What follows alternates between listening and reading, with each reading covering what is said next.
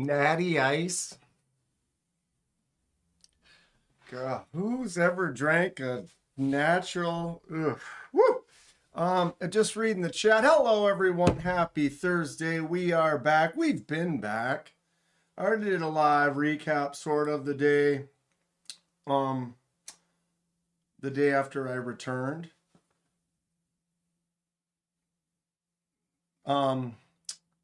I don't even think I don't really remember that very good. Don't judge me. Dirty Dan. Get it done, I guess, right?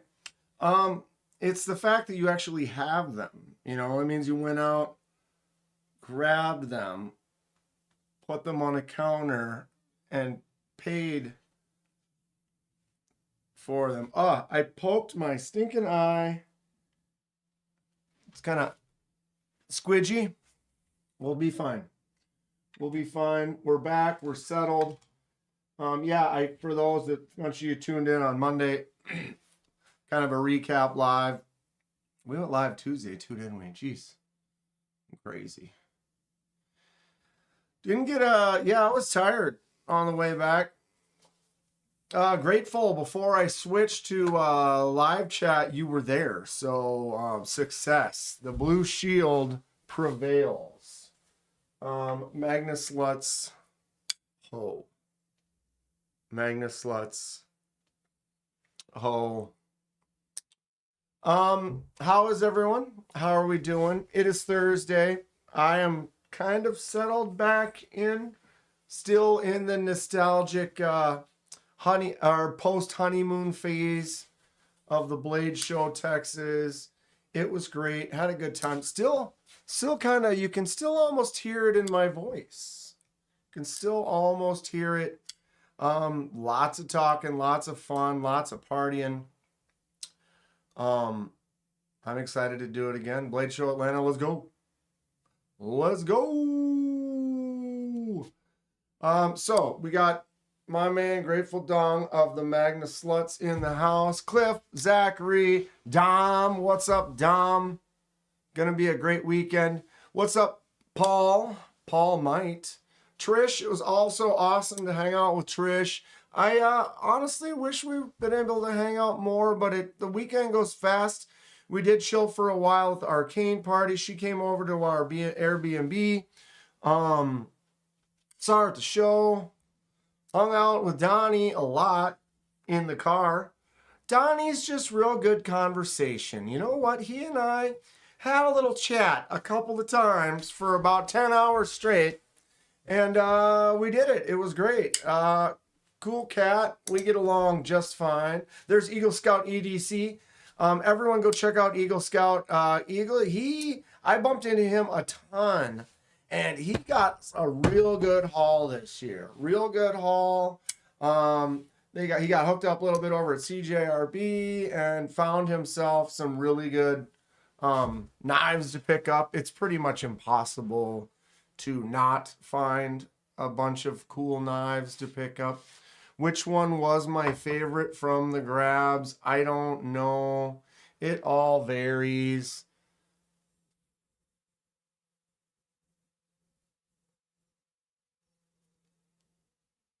Sea Fox. Although I'm pretty sure it's probably going to be this. We'll have some focus issues here. Come on now. Monterey Bay. This is that honey badger. Listen to that sound. Just great. Just great. What's up, Stacy? How's Stacy doing? Good to see you. All right. I missed a bunch of people. I kind of stopped halfway, or not even halfway. I don't know. What's up, Ramsey's Baptism? Kind of was reading in the chat beforehand a little bit. That sucks. I hear you. You have to cut back on the knife purchases for a little while, but it always comes around. You never know. This door closes, new door opens. Maybe you find something way better than you had in the past. I am also going to be knife poor and kind of pinching. I've got this fresh mortgage, I guess I'm going to be having to make payments on. So that's cool. But man, it's really gonna cut into my knife. I actually have been very good lately. Because I've been saving because I want to buy some gear. But see, now I'll have the entire garage. I was actually allowing them a little space, maybe 25, 30% of the garage. They had some stuff stored in there. So once that gets cleared out, we're going to have some more space, get rolling. You know what I'm saying? Look at Dank all grown up, right, Robin? He's all grown up. That's what they make credit cards for. Oof. Yeah, don't do that. I got rid of all my credit cards, I don't know, a long time ago. I would just use them. Bat cave incoming. We've already been digging, man. We've been digging for years. I mean, how else are you going to get all the way to Minneapolis from here? Stacy had minor surgery today on her back. Well, I hope it all went well. How are you feeling now? What's up, Matt Conklin? All right. So yeah, baptism. Stay positive. Coming around. Burkle's Cerakote. I've been so crazy busy. Did you get it back? I haven't even checked tracking. He sent me that cool knife he's working on. I saw his newer version of it. Looks really, really good. If you haven't watched that, go check it out. Go check out Burkle's Cerakote. Designing some interesting, weird, wacky stuff. What's up, Rachel? Cliff? Ramses? Okay, who did I miss? I said hi to Dom. There's Grateful again. Trish again. All right. So, Donnie's making smash burgers tonight, I hear. Now I'm hungry already. We need to chill on that. What's up, AA Iran? Edwards. Edyard, do you approve? Edyard, do you approve? I mean, it's nothing. It's no Edyard. It's a KDK-yard.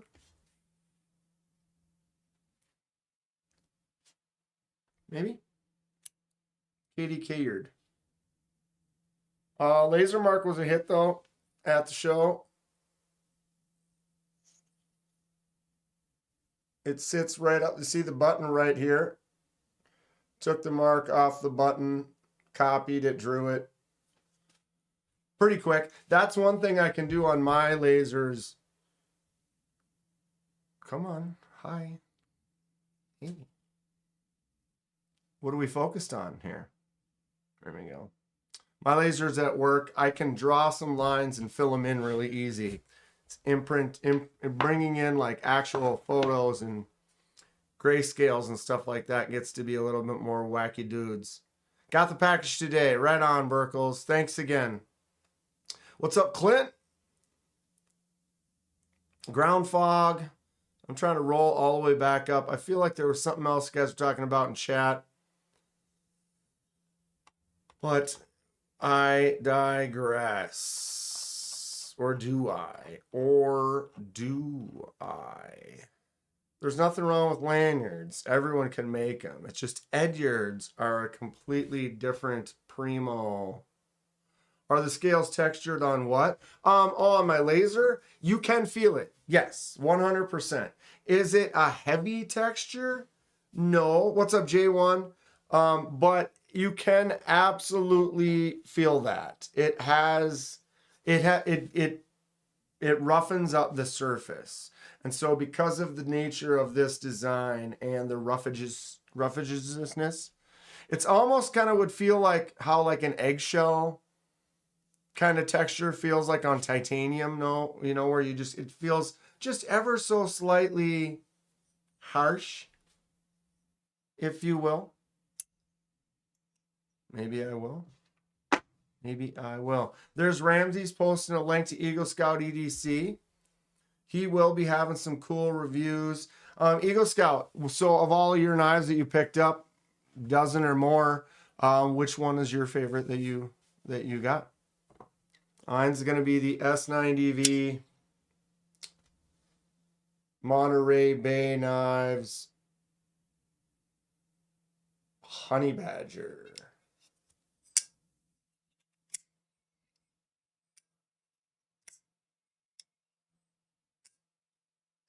Whoops. I'm like holding a hand up blind to my face. You can see there's a tiny little bump where the the clip was on the other side.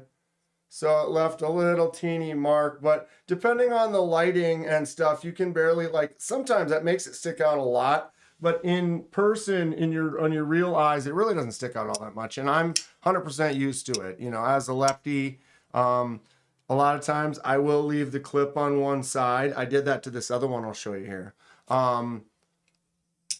Did I buy anything at Badger Show yet last year? Yes, I did. We can look at that in a bit. Remind me. Not much. Not much. I was kind of hopeful for specific kind of things I was looking for, and at the time on my budget, and I did get a few things. I know one of them I got was this huge D2 Kooie. This beast, a 1/4 inch thick, hog. It was almost like on a dare. Sitting there talking to Brian from Whisker Forge and stuff, and I saw it, and I'm like, this is, you know me. I see some of them and they're like, okay, this is dumb. It's huge. It's thick. Thomas. Double secondary Magnus Lutz Ho. What's up, Thomas? Thomas directed us to some good places at Blade Show. I appreciate that. Everybody, there are a lot of folks were giving us good ideas on where to go and stuff for the live streams. They were a lot of fun. Just a couple of them I just recall specifically. Thomas does that a lot on the lives too. I'm always up for it. You know, if anyone has suggestions on companies to look at, knives to check out, designs, cool horror movies. Yeah, Whisker Forge has got some stuff going on, unfortunately. The dick pic, micro dick pic place. Stacy has the micro, but recommends the standard. That guy, Zach, is that his name? Still blurs, still blurry. He's great.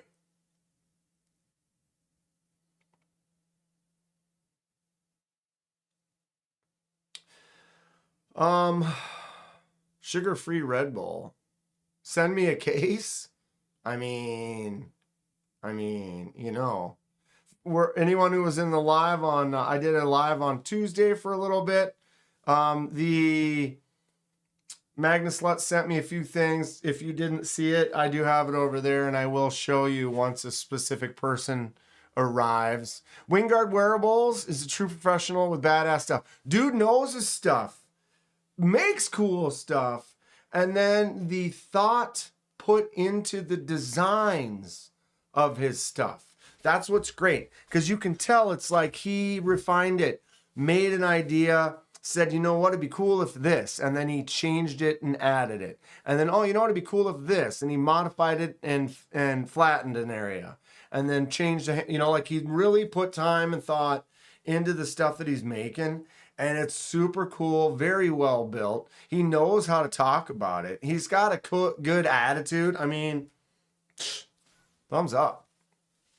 Thumbs up.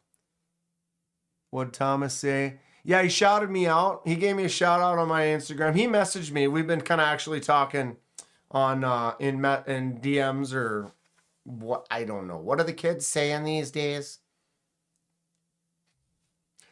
But he messaged me, appreciated it, let me know he was sharing the video, and we both wish each other well and stuff. And yeah, he's cool. Very cool. He could sell ice to the Eskimo. He's got that standard. Well, but when you have good stuff like that and you like it, you're passionate about it, it's like easy. Eagle Scout did also get a honey badger. And so did Fred. I can honestly say that both of them, I showed them mine, and it was all of 10 minutes later, they both had went over and purchased one after seeing mine. Not saying I'm taking the credit for it, but it's a solid knife. It's great design. It feels good in the hand. It's like, wow. Yep. Yep. Yep. He clearly prototypes and carries everything. Right, Paul? Yeah, he makes it and then he beats the hell out of it. And then he's like, well, I'm going to try to see if I can do this with it. And it's like, you know what? It'd be cool if this was a little long, you know, like you can just see there's been refinement in the designs, which I can appreciate. Yeah.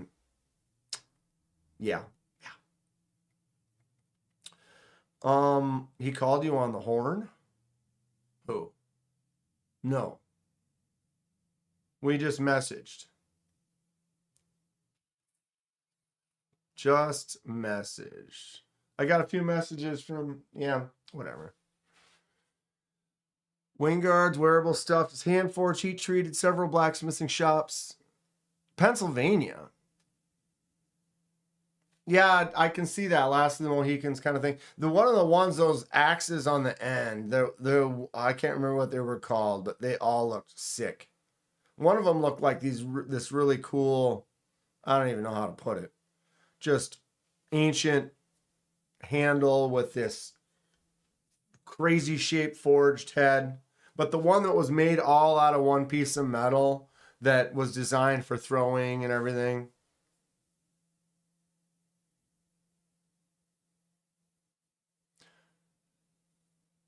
Oh, I'm sorry. I'm behind on chat. Give me a second here. It just jumped on me. Love handle. What is your opinion on the Artisan reactor in your video? Artisan, which one was the reactor? God. I did upload it. I did watch it. I know that.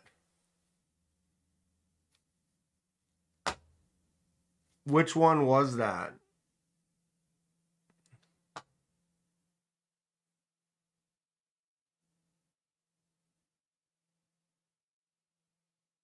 Sorry. Now I can't even open up my own stinking...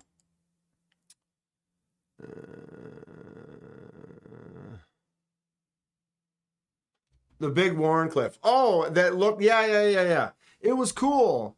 But it was... yeah, because it was one of the last three. Those last three Artisan Cutleries, now that I remember, they were cool. They're wild. The first one that almost looked like a Vision FG, that one was almost too strange. But the other two Artisan Cutleries, I like both of those. I mean, I like that first weird one too, but it had that overbuilt kind of like the I can't find anything I've got right now. This thing, the one that kind of looked like this, but it had the holes in it and stuff. That one was a little too wild for me, but the other ones were great. What's up, Dale? Must have been memorable. It sure was. DC, yeah, you could do a local... Dom could do a show. Dom has some really cool stuff. All hail Godzilla. There was an artisan knife that had a great ting to it. There was a lot of knives that had a good ting to it. Even that Civivi that was a button lock on one side and a slip joint on the other. The button lock side, it tinged every time it went out. That crazy one that Fred got has an awesome ting on it. But there were a bunch of really tangy.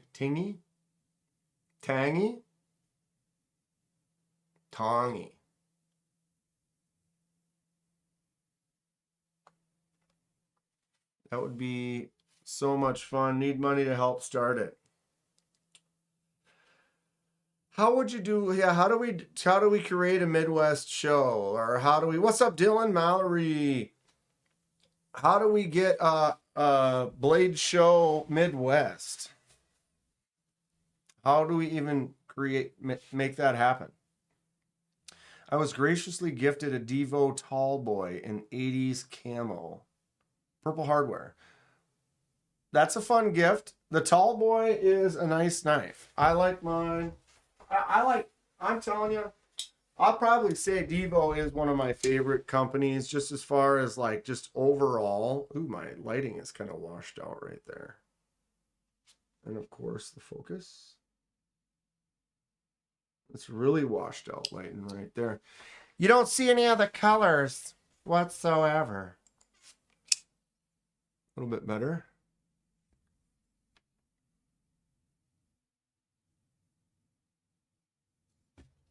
What's going on, Nathan? How are you doing today?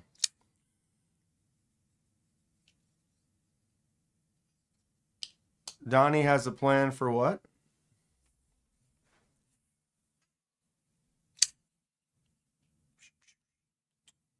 Right, Paul? Tall boy's great. This is the Bladebinge dark mode version. Find a location, then advertise. Did everyone happen to see how Knife Center is selling the Blade Show Texas Pro Tech Avalon? 410, 280 at the show. Trish, how are you liking yours? Trish bought one. Dude, the thing's like 9.5 inches long. It's like 9.5 inches. It's enormous. And Trish bought it. Good things happen for good people, right? Stacy won. Or was gifted it or whatever. Probably the only DVO you like profile-wise. What? What's up, Kodiak? Eagle Scout, you've yet to handle a DVO? Where did I put that? I almost, God, I bounce around, but man, the Lush lately has really been satisfying. Trish she got hers for $320. All black, not the OD green.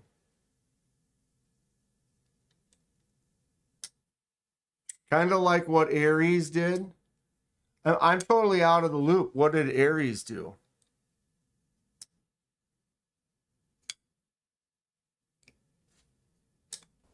Thomas, it looks like she paid $320, Thomas. And 5 gifted memberships from the Grateful Dong memberships. Magnus Sluts Ho. So who are the lucky folks? We got Dale Lane, Matt Conklin, Eagle, Scout, Dylan Mallory, and Henry G. All great and wonderful folks, Roger. I would have food and food trucks. That is a good move, Dom. That is a good move, Dom. Now my chat just bounced on me. Mo Patty bought a huge knife. Right? Donnie says, I want to put on like a Texas size show. Yeah. I think Texas size is a fantastic size because there's a lot. It wouldn't even need to be that big, but I think the manageability of a Texas size show is great. What's up, Kathleen? Everybody hit that like button for Kathleen and me.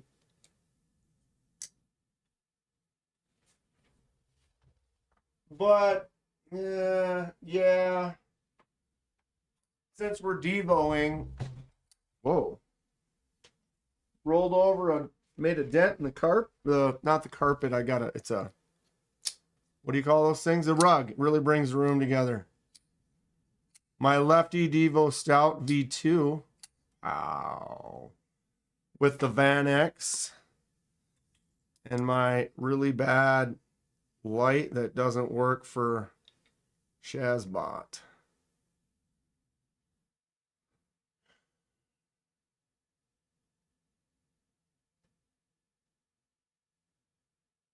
Dan, you got to see my new knife in Dragon Scale. Yes, Kodiak Edge. Kershaw Emerson. Very cool. Very cool. Look at that. Not glowing for shit. That light sucks. Battery's dead. Something's wrong with it. Boom. Yeah, the Stout V2 is great with that bolster lock. Thumbs out really easy, flicks out nice. My finger sits up in there really, really well. The Van X hollow grind on there. I love a little bolster lock and a lefty version. Woo! What's up, Pocket Stuff? Yeah, we'll start getting into taking a look at the. This is what I got. Well, actually, I did not get the burning stables at the show. I got this from Clayton before the show, but I carried this both days at the show, and I definitely showed it to a bunch of people and kind of blew them up a little bit. So I have that one in the shot. I do have my ABW slip joint. They were there. I did talk to them. I did make a little video. I did not buy this there. I got it a couple of weeks prior. But the ABW slip joint, boom. At Stacy Bolstead Blades became a member. At Stacy Bolstead Blades celebrates 21 months of membership, creeping up on 2 years. Hoo screech mother brother hoo did I do it? Perfect. Stacy for 21 months at the D2 level. I don't even, one of my favorites. Sparrow Strix salute for you. They were there. Did not buy anything there, but I do have my full lefty Sparrow Strix. Thank you, Stacy, for 21 months. That is fantastic. Much appreciated.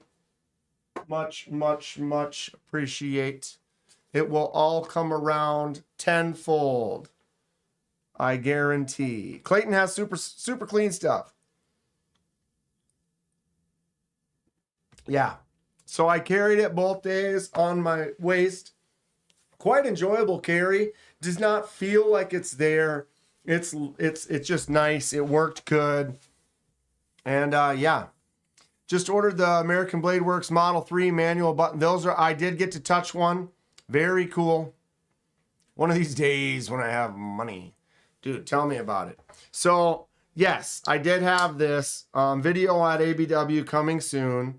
I did let the Work Sharp station, they were sharpening knives for free, so you bring one over. I just let them throw a little edge on there, fix the tip a little bit since it was a little rounded. They did a decent little job, and they gave me a hat. So they had a station set up for Work Sharp. And basically just wait in line and they would go ahead and sharpen a knife for you. So I have this one on the table because Kevin Smith and Knives started making sheaths. This is the first one he ever made, little KSK on there. And he gave it to me, very cool. So I decided to let it be my ABW slip. You can see it's starting to wear in perfectly, sits right in there. So I got this on the table because Kevin Smith and Knives gave that to me at the show, and so it's part of the feature. What is the ring on the table next to the karambit? This was a gift from Kooie. If you look, it does say Kooie right there, out of focus, of course. There we go. So this is a titanium like key ring.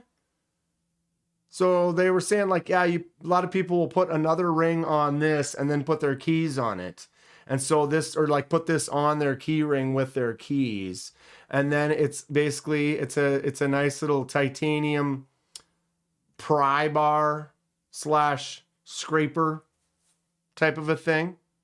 So they had a few of these on the table and they threw in one for me here. Kind of nice. I'll probably do a little anodized tests on it or something for fun. It is solid. It's a big ring too. So yeah. When you first organized the room, you had about 16 on the top roll. How many of my top favorites? Oh, Kathleen, That's a bad question. If we were to do that right now, it's basically like everything in the roll and then like everything across here, you know, that's like, it's like my top 5 is like probably 39. Plus, there's some new ones. I mean, I got the DVO on the table over here. I got this one on the table. This is definitely just, I mean, but I have some favorites for different reasons. This is like my ultralight, wearing the shorts, out on the beach, fishing favorite. You know what I mean? So it's, I don't know. I don't know.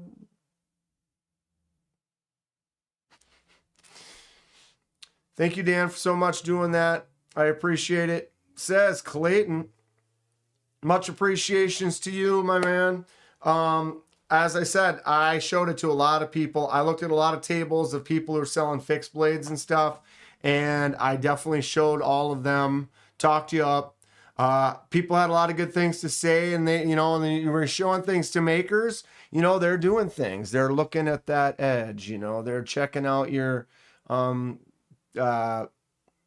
transitions and the way that you've done it, and people had good things to say. So there's right. One guy was like, "Ooh, I really like what he did with the handles and the pins to give it that like almost no pin look. Like you really can't see them at certain light. You can see the micarta pins on the micarta handle, but just that it just kind of looks like there's just no pins to it, which just gives it this kind of fun, clean. Couple people commented on the jimps, and I told them, I'm like, yeah, dude, jimps all day long. So it was fun to carry that and talk it up. What's up, Matt? I got on those Civivis. Oh, so Dirty Dan's got a little keyring pry as well. It's fun. It's cool. So is this. Oh, that was really clean. Oh, that was about, I mean, I hate to say it. I don't want to wipe the shoulders, but oh, see that? That was about as clean as they get. Currently making a Strix Banter, almost done. What? Say what now? So the Strix Banter, for those of you who don't know, is basically the Sparrow Strix, except for it's like an inch shorter. Bernie Stable's got to run. All right, good to see you, bud.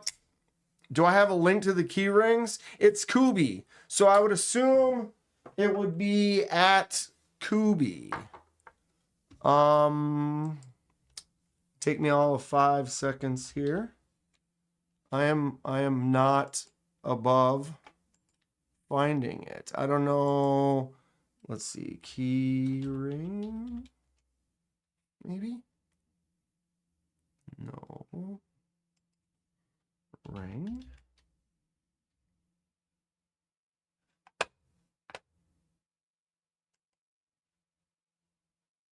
Kooie multi-tool titanium finger ring pry bar.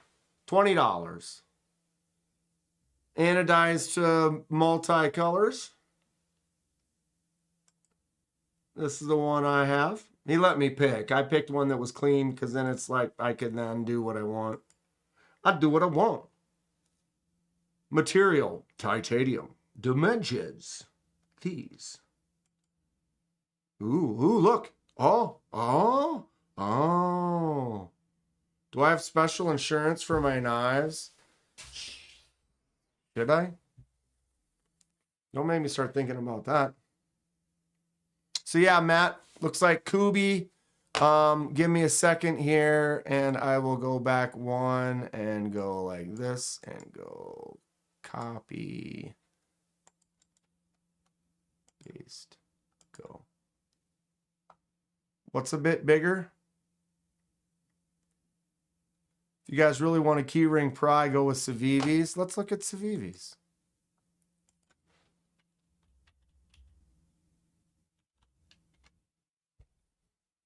Dude, that Civivi, we're going to have to look at that because I can't show it to you. What would it be under? Let's just try the same thing. Ring. Of course, we're going to get the karambits. Oh, this one. Well, actually, they have a couple of them.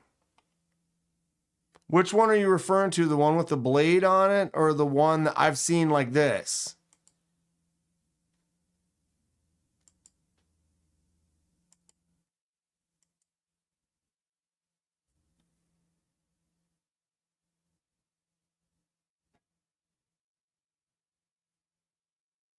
It'd be $50 if Benchmade made the pry bar ring. No, Kodiak, I don't agree with that. It would be 100. It'd be probably 100. 50 is too cheap. There's no way they would sell anything for $50.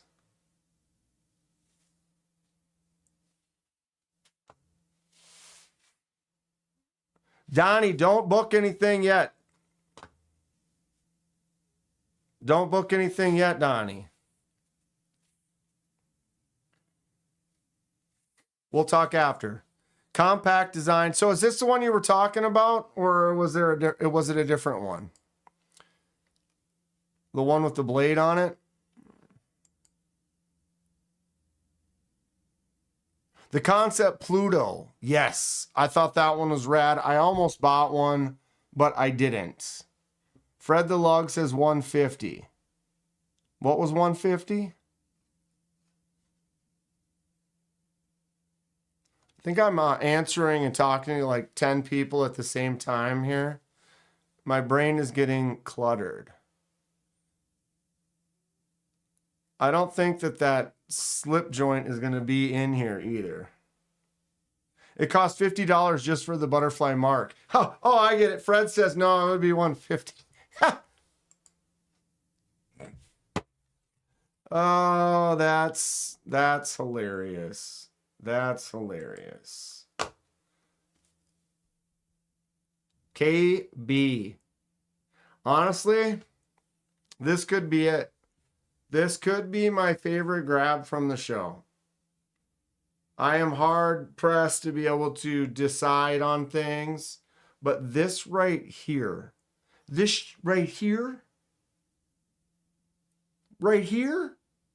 bro. Slip joint KB M390 titanium with the grooves of perfection. And it's got a clip. This is the one I decided to not swap the clip to the other side. And I'll tell you why. I'm a lefty.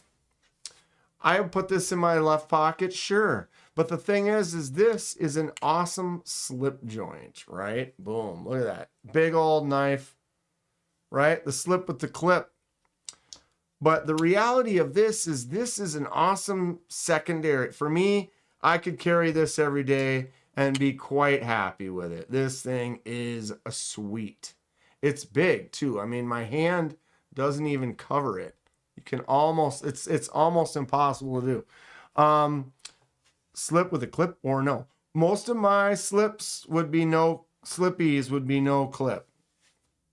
I would say I want it to be like this. In fact, I even have the smaller knives that I end up taking the clip off of because I prefer them to be clipless if they're smaller. But this one, since it does have the clip on, it's like, oh, I can put it to the left side and carry it left side knife. But the thing is this is like perfect for like this, right? So this is my main in my left pocket, and this is my secondary in my right pocket, which means go ahead and leave the clip on that side for my secondary carry. Plus, if you folks haven't noticed, if you have a knife and it's got a clip on it, if I grab it in my right hand, the clip is in between your palm and you can kind of feel it in there a little bit. And then the smooth sections where your fingertips are. If I grab it with my left hand, that smoothness sits on my hand palm. And then your hands where your fingers, they can vary and sit on there quite comfortably. So for me, the clip on that side is actually more comfortable for use. So having that on the right side for this particular knife is awesome. And honestly, Wow. Wow. M390, solid, great connections. KB, what's it called? The Eldorado. Definitely a large belly on there, but the tip, it's like a large belly that kind of sweeps at the end, so that it gives you this tip that you can still get in there for doing that work. Great size, little bit of a finger choil for a choke up, plenty of space for my hand. The angled grooves are awesome. I mean, what do you guys think about this knife? Am I crazy, or is this thing not one of the cooler slip joints you've ever seen? I love it. I just absolutely love this thing. That is very, very cool. Right next to this bad boy, slap. You want to get pokey. Kooie's into making some tips. They want you to break your tip off. Anybody interested in breaking off the tip? Boom. Lanyard with a slip? What? A lanyard with slip? The slippy is great in hand. Dude, it is. Can't wait for the $90 Vero aluminum warranty. When's that coming out, Mick? Just the tip. I'm going to break off the whole thing, but that is a pokey spike. This is called the spike. I'm usually not into this stuff here, but dude, the bolster lock, the front flipper, it is kind of a top flipper if I can get it right, but I'm not very good at that. I don't know why. You can see how much pressure I'm doing. I'm just a break my hands too many times. I don't have the power, but I can snap it over like that. I wonder if those tips would hold up to stump sticking. You could probably throw one into the stump, pull it straight out, and you start kind of giving any bit of bends to it. I don't know. I mean, M390, how well KB does their steel. Boom. This is great. I love it. It's a very cool design. A lot of times a front flipper I wouldn't care for if I can't swap the clip, because often I'll grab it and I'll use my fingers to kind of grab the clip and hold on to it. But in this case, it still works just fine. Removing splinters. Dude, you're right. Because that, you could remove your whole finger too. And just slide right on through and out the back like it was nothing. So those are my two Kooie or KBs. I got this Kooie, which I'm not really sure how it works, because you've got Kooie, it's kind of their more budgety friendly line, and then the KB line is their premiums, but then they make a premium Kooie. So this is in fact Kooie, not KB, but it's the same price range as these in that 220 to 260 range. M390 and titanium, except for this one is Kooie.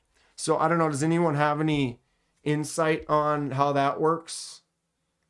Because I was kind of more to believe that it's like your Sencut and your Civivi and your Wii,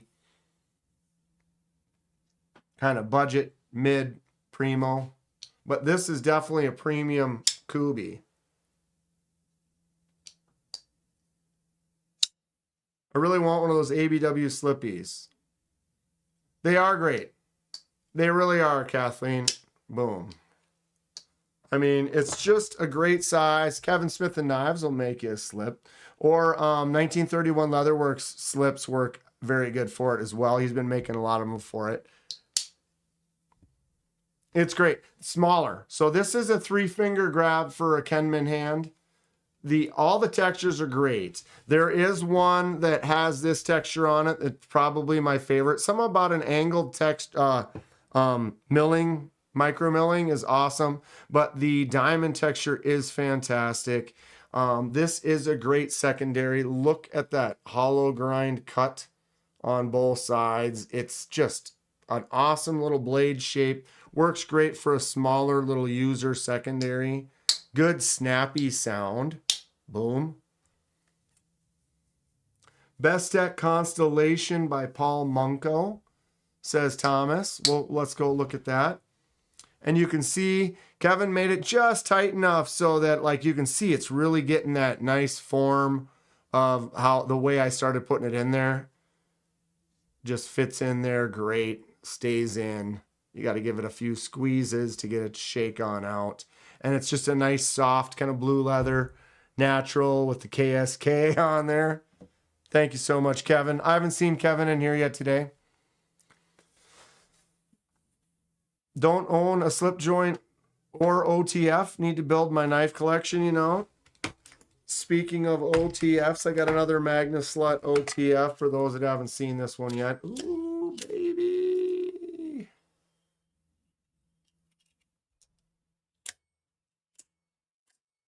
Getting a gift in the mail tomorrow, so you know what that means. Woo! Yeah, give it time, Rachel. I don't think ABW released a new button lock yet, but they will. Now, I feel like they did because I know a couple people that have ordered it. Someone already said they ordered one too. So that should be coming. Someone asked about this a minute ago and I was distracted at the time. This is a standard plunge button lock. This is the Kansept Wasp. This knife is super cool. So Kansept 154 cm. Nice textured G10 on this one. They have one that has holes in it. They have one that has kind of holes in the blade. Just a standard button lock, front flipper. Use the button. Just a small little chode. Tell me that's not cool. Another one, 3-finger grab for me. There is kind of a little choke up spot there, sharpening choil, but you can't really get up into that, so you got to be careful, stay like right there at the most. To me, I think it just feels fine with just a 3-finger grab. Thumb sits on those awesome jimps really, really well. Index finger grab, I get the 3 fingers in there, and then my finger wraps around this because my hands are huge.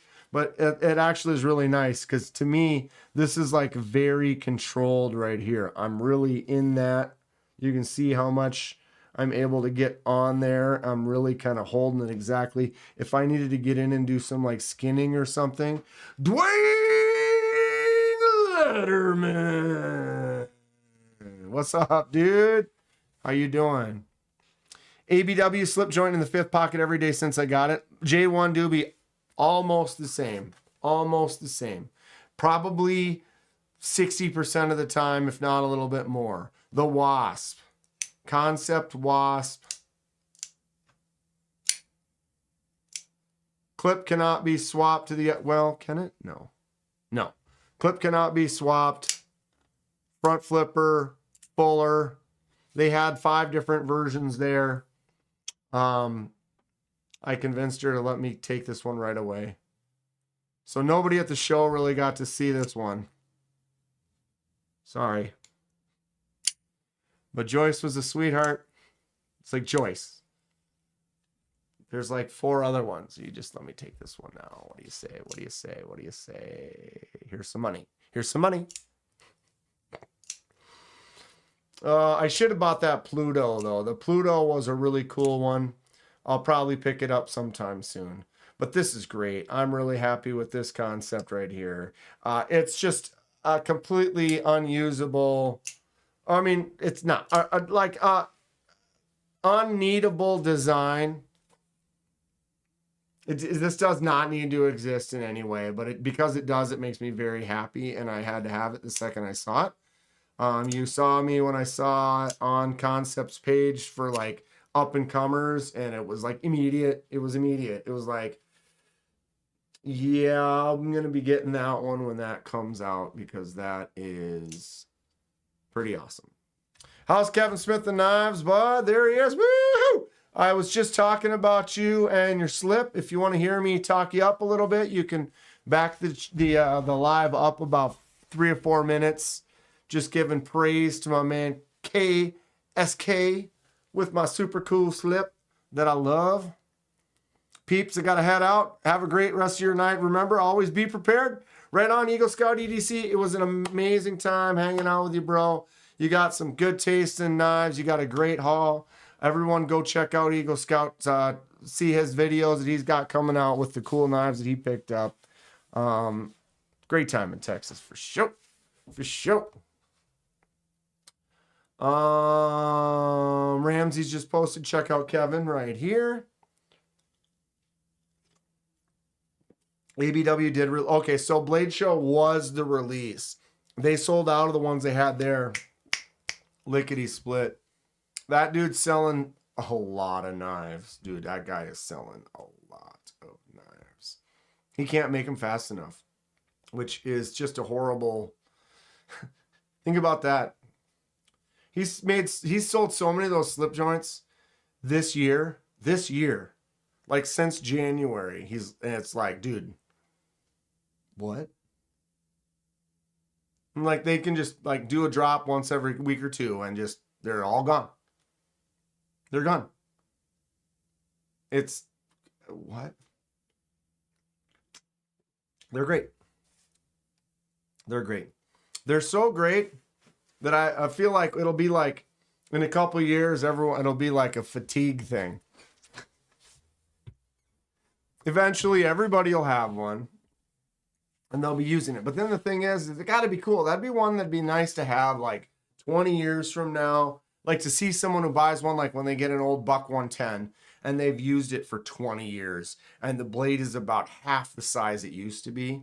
I'd like to see one like that. That'd be cool. What's up, Boom Booms?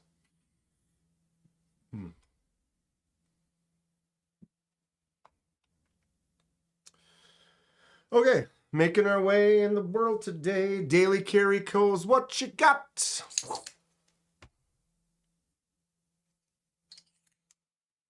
anybody know about this? Daily Carry Co. So I am not super good with these. I'll have to practice some more. But this is the Daily, where is the box? There it is. Daily Carry Co. Parachute M390 V1 titanium slide. So the difference between these and like the Exos is this one has a magnet in it. So if you see that right there, that magnet, if it's there, it doesn't grab it. But once it starts going, that magnet will push back. So you kind of have to give it a little bit more of a shake, or you can give it a little push right there. Or depending on what hand you can use, you can push on the clip.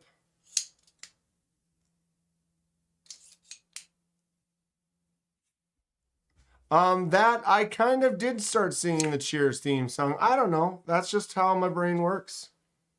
Sonora Skeleton Mojave dropping in 15 hours on DLT.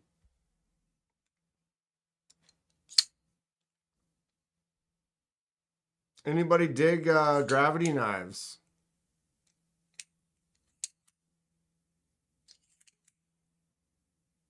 The magnet makes all the difference. I struggle. Okay, Kevin Smith and I said this was the first gravity knife he got.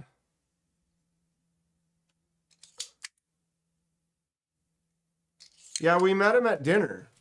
So we were at, what's it called, Jerry's, having dinner. And he was sitting next to us. We start chatting.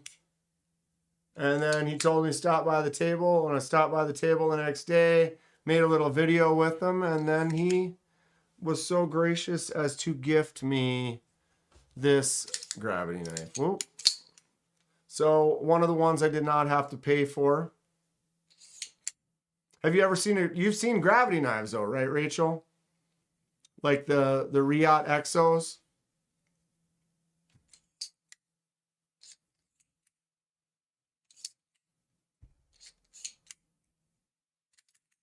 God dang it. Plus I'm in camera, like I would be over here, like it's a little bit easier in certain angles. Yeah, amazing gift. I think these retail for like $200, $220 for this particular version. You've never seen the Riyadh Exos, Rachel. I mean, that's fine. But they have this same kind of deal. I have a couple cheapos. I would say this definitely does not look like the Riyadh Exo.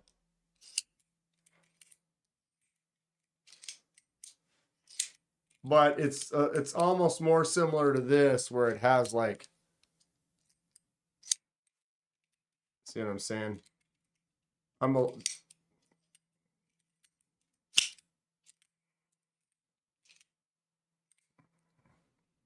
Gravity knives. It's all good, Rachel. I don't judge. Everyone has a place to start and to advance. And then there's things, certain knives that some people like, certain knives people don't like. Some people like gravity knives, some people don't. Some people like like autos, like an auto comb. Some people, gravity.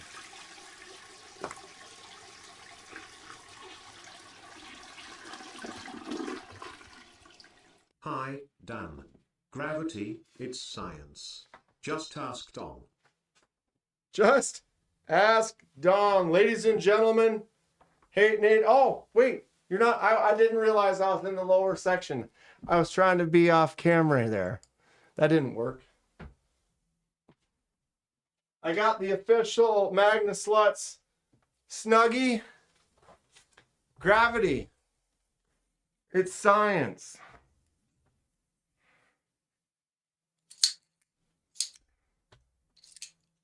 Magna Sluts, ho!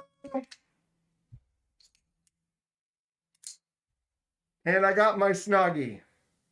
Magna Sluts, Jason inspired Snuggie. Tell me it doesn't go with the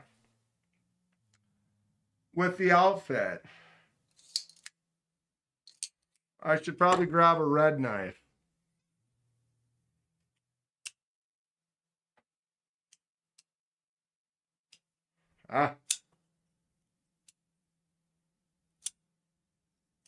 The Snuggie looks like it's annoying to use. I think if you are a person who likes, like my sister, my mom, love to sit on the couch with the blanket. I swear my sister will turn the AC on to make it cold so that she can use a blanket. So like if you were just sitting there on the couch like this and you just want to just get that up there, like, yeah. And then I'm like this, my hands are still warm. So the adequacy is of fullness, but it's literally I'm 6'3". This goes to the floor, bro. Slam it down.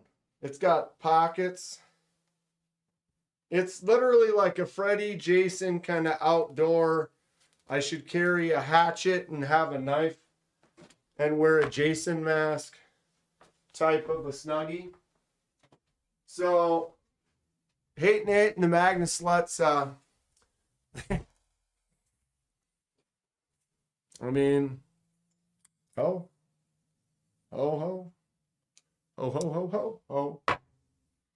Something fell. Look, hair in the face. Hair in the face. Thank you, Hate Nate. Oh my God. For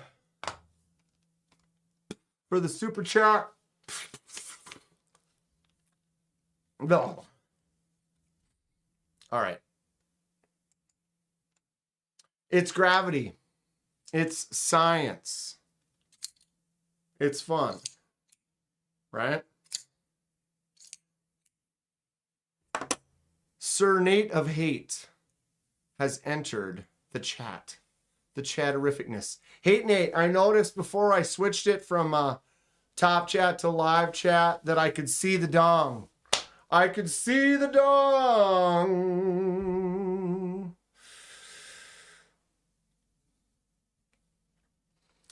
In my opinion, gravity knives are clunky and finicky to use. I would agree with that. I mean, they're fun. They have a place. But that place is kind of next to my autos on the desk and in this area that you kind of play around with, but you don't really carry all that much. I'll have to carry it and test it out a little. It's good. I mean, all of them have a little bit of play. When you grab that handle, it's pretty solid. It holds its position, its firmness, its stoutness in reality, in the place that it possesses.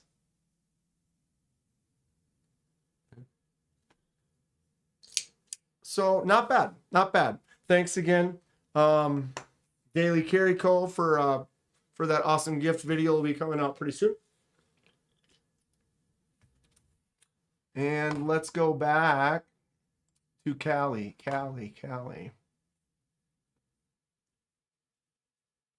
Magnet sluts are in full effect.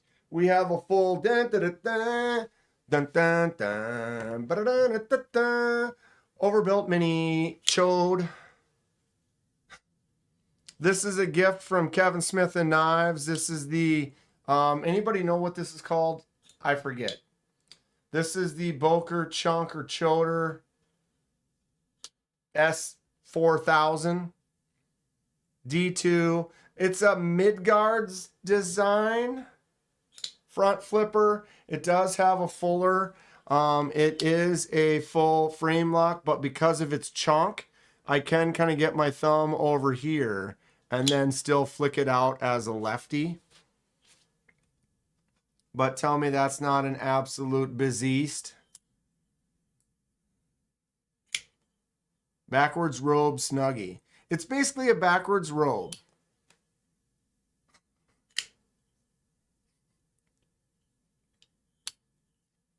I got to check out the mini MSI, which is way better than the regular MSI in my own personal opinion. I have an MSI. I prefer, I prefer the mini. I cut my nail a little too short. It's basically a Snuggie. No, that is 100% a Snuggie. That is a Snuggie.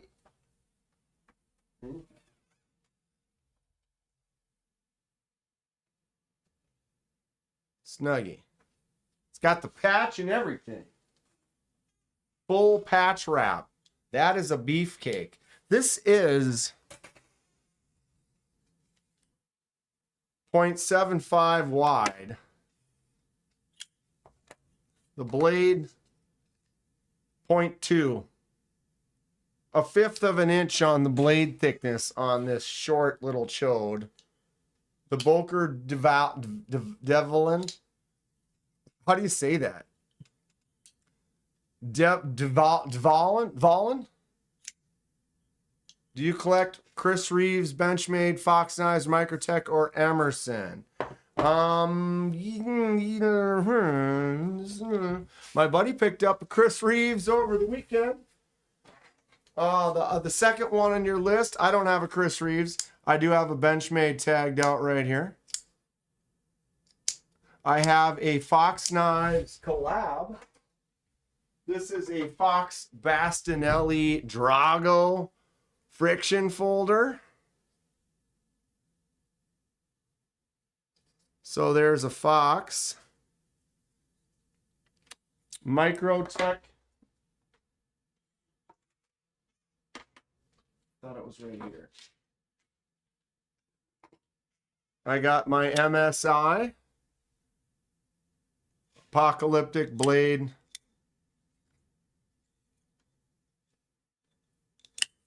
What was the other one? Emerson. I don't have any actual Emerson knives, but I've reviewed about a dozen of them. Davlin. I appreciate that, Kevin. I can't remember anything. Davlin. Can you remember the Davlin? I went to sleep drunk as F with an open knife and woke up with blood. Ugh. BM. Bowel movements. Just don't fall asleep opening and closing a knife. Trish's gonna go throw frisbee for the dog. Right on.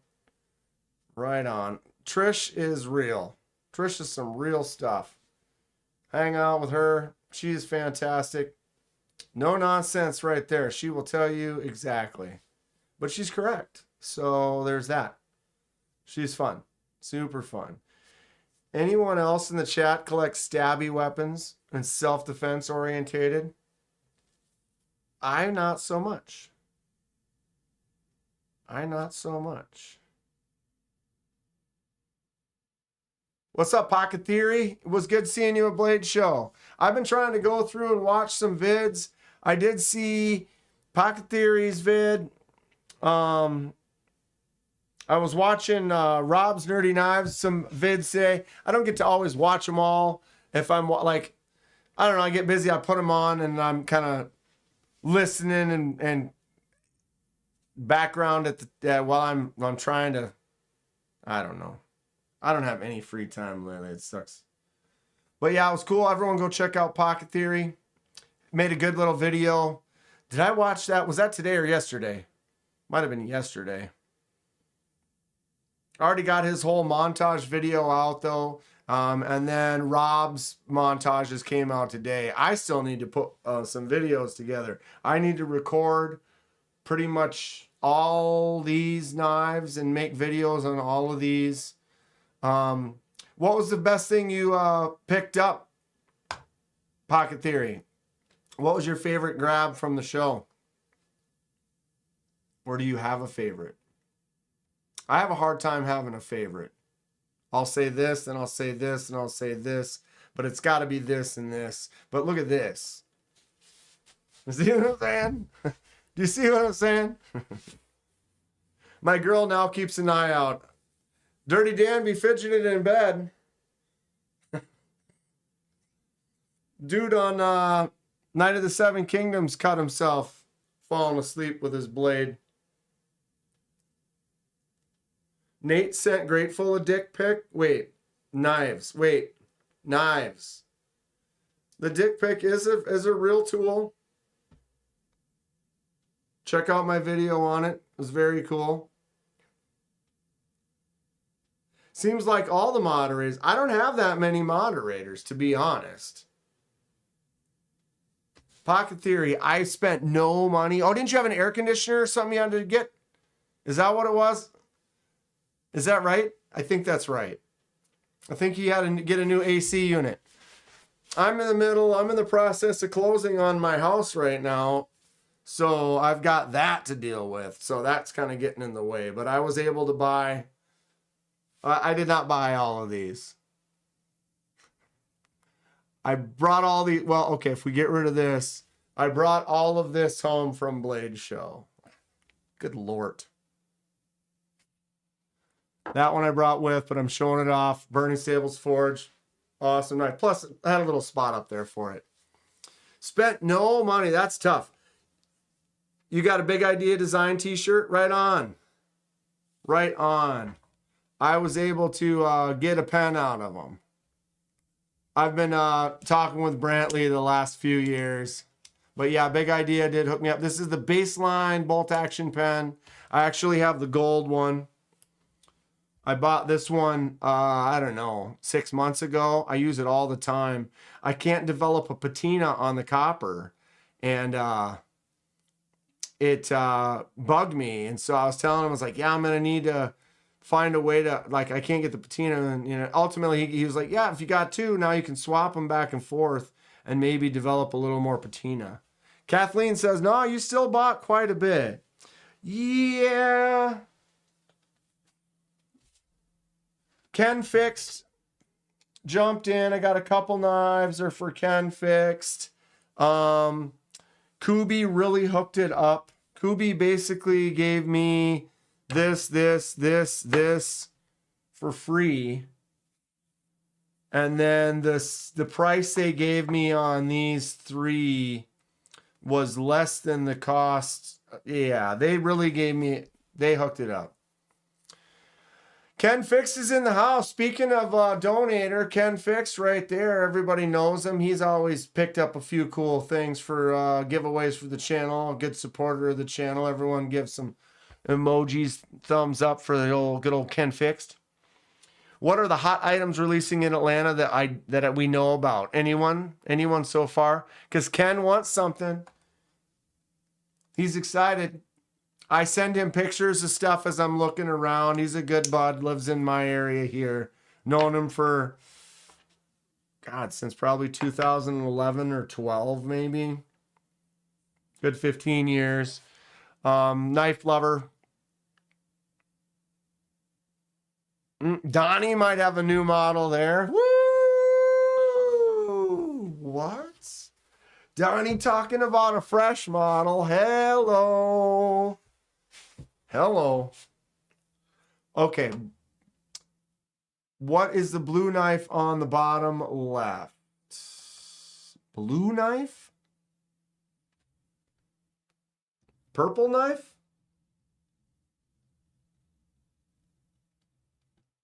You mean purple knife? If you mean purple knife, this is my gas station find. I still have the gas station sticker on it. $15.99. So this is a gas station shelf glory right here. Purple cheetah, textured titanium, assisted opening, hollow grind, silly gas station. But when you actually find a knife at a gas station, you can add that to the gas station shelf, which is right here. All my gas station knives. My lighting sometimes shows up different on stuff too. But yeah, Chris. So this is just a junker impulse buy, out of focus. The Femme Fatale. I didn't even see that. The Femme Fatale cheetah print cougar knife. There's the classic USA design, horrible clip, assisted opening, actual gas station knife for the gas station shelf. Can't beat that, right? I mean, I am a weirdo and I love the silly gas station knives. So when I see some at a gas station, it's pretty much a must get. Gonna make 3 vapors? That sounds awesome. Dude, funniest thing. I mean, I wanted to start telling stories from the trip, but we'll get there, I guess. We were at the Arcane party, hanging out, talking. Arcane did a giveaway. They were giving out complimentary. We had beers. There were some food trucks there and stuff. It was a really good time, just knife jam. And I just lost my train of thought. Oh, yeah. Kevin had one of the vapors from Donnie in his pocket. Or I don't remember exactly how it worked. But who was it? Fred was talking to Rob's Nerdy Knives and was like, shut up, Dan. No, Kevin, you did perfect. It was so good. Because they were like, oh, hand him that vapor. And so Kevin just nonchalantly pulls out his vape pen and goes to hand him that. It's like, no, the knife. It was hilarious, dude. It was so good. It was so, I mean, you probably had to be there. But I knew because Kevin's got his little vape pen or whatever, which is fine. You know, I'm not judging or anything like that. That's cool. But I knew he had it on him. And so I was just hoping, I was like, because when I heard him say, hey, hand him that vapor or whatever, I was like, come on, Kevin. Come on, Kevin. Play the joke. And he did. It was perfect. I just got to sit and enjoy it. Good old times. Kevin's great. Donnie's great. Everybody, man, that was a fun at the, there was a lot of people. Chris S. subscribed to the channel. Right on. Welcome, Chris S. Sorry, really colorblind. Purple looks blue most of the time. Yeah, dude, that's not something, you know, it is what it is. My buddy, good friend of mine's colorblind, and I found out by going over to his house, and he was playing a game, City Skylines, or was it Farming Simulator or whatever. We were nerdy games. And I was like, dude, why does your screen look different than mine? And he had it set up to like colorblind mode because there's certain things where certain areas get highlighted in colors and stuff. And so for the game, he couldn't see some of the colors. So they select a different color palette. So it's easier for you to be able to see it or whatever. And I was like, oh, it's very interesting. And then I actually ended up liking the way the color palette looked on his better than mine, you know, because I don't know, it's very interesting, but that's cool. No worries. I haven't been in any knife chats in a long time. Right on. There's so many of them. The community is fantastic. A lot of good people talking about some fun stuff. Knives are really fun. You like horror movies, you're in the right spot too.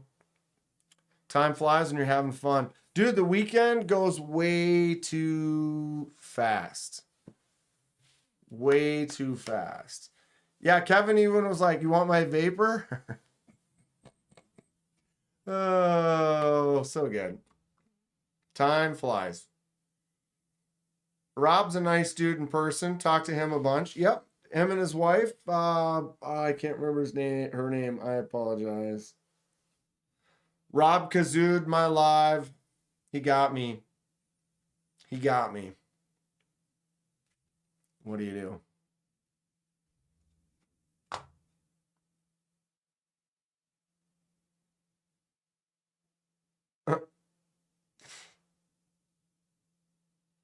Donnie just started 3 Ripley's and a number of vapors for the show. Yeah, I got hanging out at Donnie's was a great time. So let's go through Scary Movie 7's coming soon.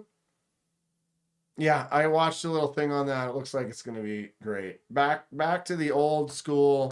Just make fun of everybody. No holds barred comedy. Everyone can just lighten up a little bit and just enjoy some stupid jokes. I'm into it. I got no kazoo action. No, it was I think it was during my live stream. And he just it was like a little doo-doo-doo-doo. I was like, oh, you got me. He got me good. Saw so many people. It was literally more social hour, I swear, than stuff. It was fantastic. It was like you were at a party where you just knew a bunch of people and a bunch of people from out of town that you knew, and you're all just getting together, hanging out. What's the stag on the top right? All right, table. Top right, we got a couple of stags from Rosecraft. This is their Barlow version. Boom, this thing is awesome. Really the classic Barlow shape. D2 on the steel. Excellent blade. Really nice feel in the hand. This is a fantastic, like just solid user. The bolster, nickel silver on that. Really solid lockup.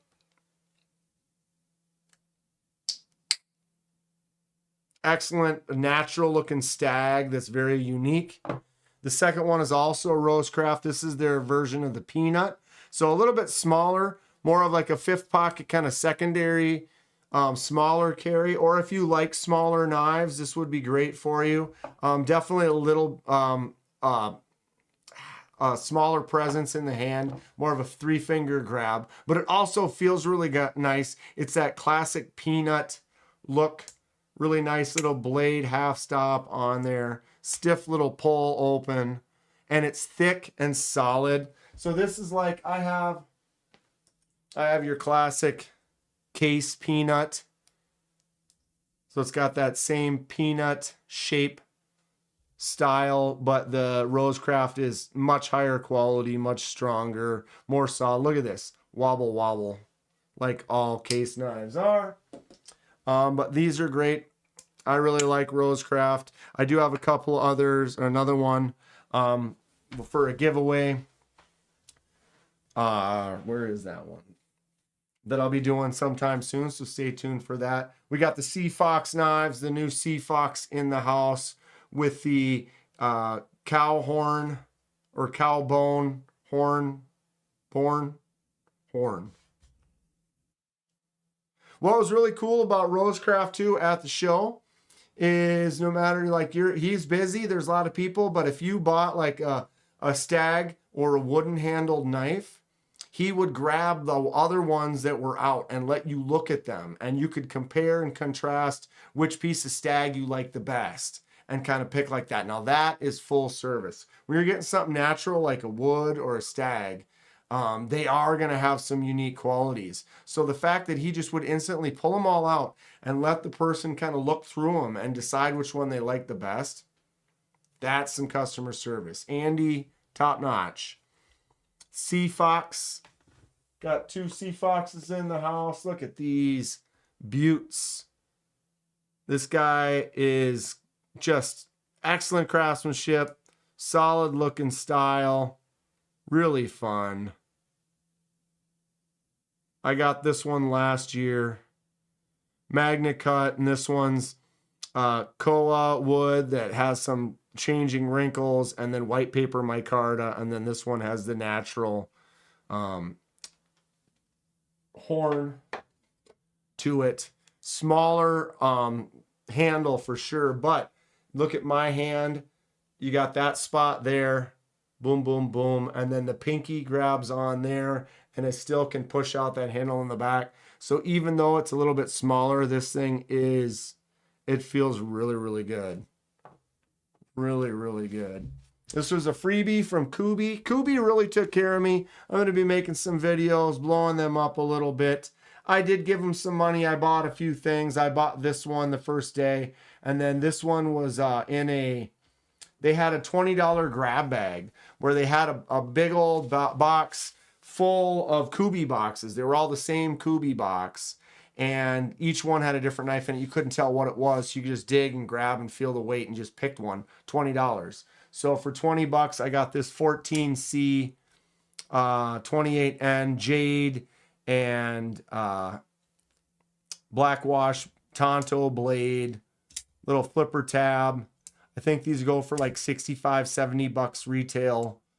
So for a $20 grab bag knife, I'm going to do a customization to that. If anybody has any recommendations, let me know. And then the other $20 grab bag was this one here. There is a fuller in there that you can flick it out with. And then this one is a flipper tab. There's 2 versions of this knife. See, this one is a front flipper. So we have one front flipper, kind of top flipper on the, geez, come on, I can do it. On the red one. And then this is a flipper tab on that. And then they both have the fuller access for flicking out. So it's the same model knife. This is 14C and this one's OS 10A. But then Kevin Smith and Knives put in another 20. And then we drew this one. So those are the 2 that we got for the $20 grab bag. So those are going to be customized and used for a giveaway sometime in the future. This one was a freebie. So I did give Kooie, I was talking to him. I bought this one the first day. So this one I saw, this is the Kooie Vagrant. So this is a 14C G10 version right here. Thumbs out, really, really easy. This knife is just great. Why is it great? It just feels good. It's solid. The jimps are nice. The shape is really cool. It flips out both directions just every time. It works really nice. It feels really nice. It's just a good knife. What do you prefer? Flipper tab or front flipper? I don't like flipper tabs. This is kind of like a perfect knife for me is kind of like this. You can thumb it, you can flick it, you can front flip it. Boom. That's a win. Perfect knife for me. You can flick it. This is a lefty. You can thumb it. You can front flip it. Like that is kind of my style. Same thing. All right, flick, thumb, front flip. So rear flippers, I'm not as big into, but I don't deny it. I've got them. I'll buy them. You know what I mean? Donnie's got a bail. Much love. All right, Donnie, I'll talk to you later.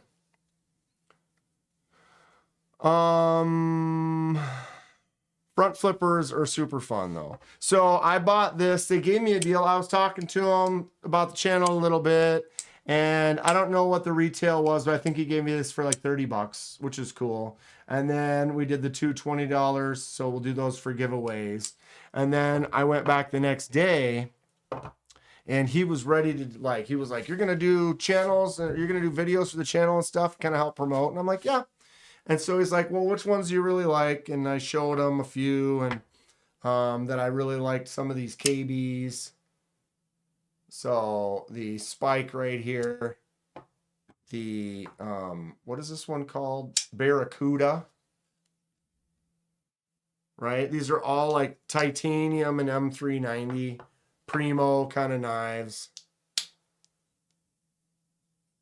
The slip joint Eldorado. I love this thing.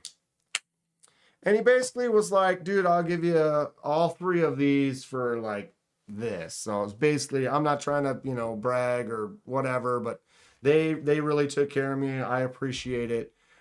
Basically got all 3 of them for less than the price of one of them. So I basically got 2 of them for free and 1 of them for like half price or something like that, which is just wild. Very gracious of Kooie to do that. And I was like, are you sure? And like, yeah, you know, it's cool. And so then after he was getting the boxes and putting these away, he was like, here, take this too. And so then he gave me this fixed blade, which is another sick, ooh, Barracuda. Gave me this fixie, which is a wild kind of defensive, go right through something kind of a fixie. It's stiff. You could probably fillet some fish, some smaller fish. There's not a lot of flex to that. That is thick, but it's cool. I believe this is 14C. Yeah, 14C 28, and this locks you in. So if you're holding that, that's not coming out. If you're getting pulled this direction, come on, focus. It's a locked in. It might not be a fixed blade that I would necessarily buy at this, you know, I'm not saying it's not good, just not necessarily something that I would use. So for like $100 or whatever, it feels great though. Handle's really nice. Then they gave me this. Speaking of ones that I would not buy, they also gifted me this red one, the front flipper we showed, and then this one right here. So not only they gave me a great deal on that, they gave me like 3 more knives for free. Really took care of it over at Kooie. Those guys are wild stuff. But look at this silly thing. So this is one of those completely backwards. You like the Tempest Tornado flipper tab? Like that. Where it's just a little nub. Here's the Tempest Knives Tornado. Love this knife. Great knife. Don't really use that flipper tab in the back as much because the thumb, wow, then I screw it up. The thumb out and the flick out really is satisfying. Kooie has a thing for me. Maybe. Which is great. I got their contact information. Really cool talking with them. But this thing is a completely backwards. So you think it's like the normal karambit. You think you'd hold it like this and go like that, and the blade would fold out this way. But in fact, you have to turn it around and then do it backwards. And then the blade is on that side. So if you're holding it like this, it's like an up ripping, gutting kind of a thing. And then it does have, yeah, that almost looked like it glowed for a second there. It does have the Emerson wave style. So like if it's in your pocket like that, you go to pull it out and it's ready to just whoosh. And I noticed even if it does have the clip swap. So you can swap the clip if you want, but I did stick this in this pocket here and I had it, and you can go like that with the ring and boom. It's just ready to give a swing. Definitely not my style of knife on the regular. But tell me that's not a wackadoodle.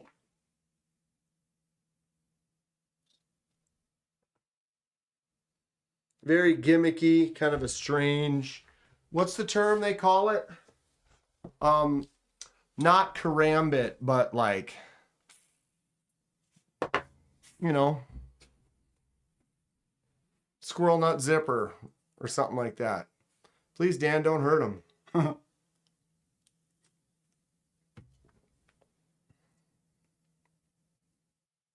Focus.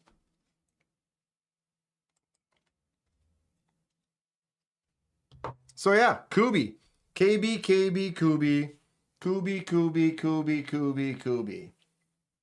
Kooie. Good Lord. 1, 2, 3, 4, 5, 6, 7, 8, 9. Almost 50% of the knives on the table from Kooie.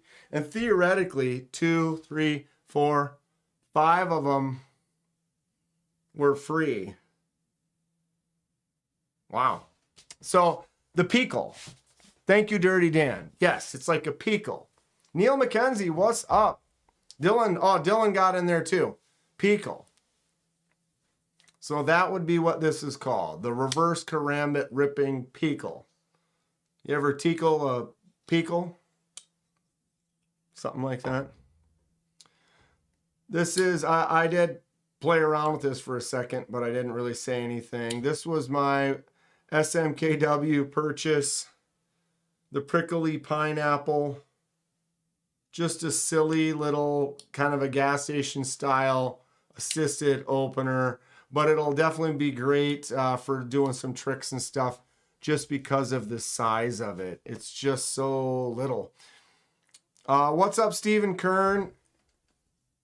Oh, there it was. It's just the smallest, so you can literally do that with it. Peacowl. Peacowl. Something like that. So that's kind of a fun little silly one. I got this. This is a prototype from Kansept.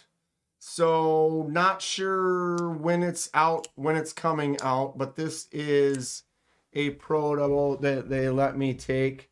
What's it called? The Lucero. There it is. Lucero. I forgot to ask what the blade steel is, so I don't know. They gave me a really good deal on it. It's a small little knife. The clip does not match. Titanium clip with the black and the micarta, since it was a prototype. It's kind of a little bit more unique version. And then notice the clip is inset. So the clip has a little groove that it goes down into that locks it, that doesn't allow it to spin because it only has one screw. Because you can see there, it's got the Edyards hole for your lanyard or Edyard right on the clip hole, which is interesting. So that has to be inset into that scale. Otherwise, the one screw that would just have the potential to spin.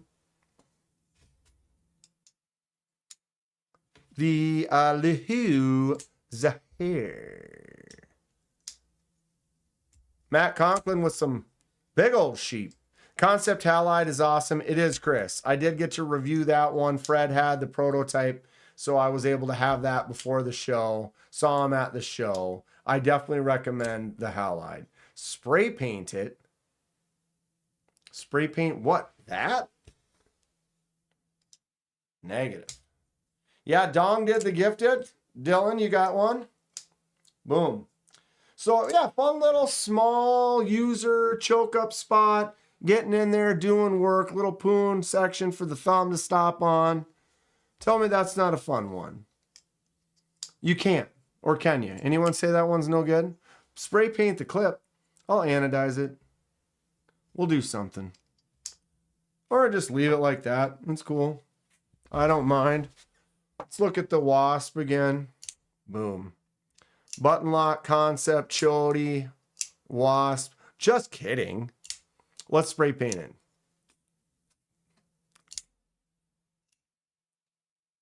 How long it take for the Halide to finally be made? I think they're about to be available. They had like 3 or 4 different ones there, and I think you could have bought one and taken it with you on the last day. Ramsey's silent. I like it. Yeah, this is sick. I really enjoy this one. It's just a silly, fun chunker. Should we leave it open right there? Yes, we should. Yes, we should. Dun dun dun dun dun dun dun dun dun dun dun dun dun dun dun.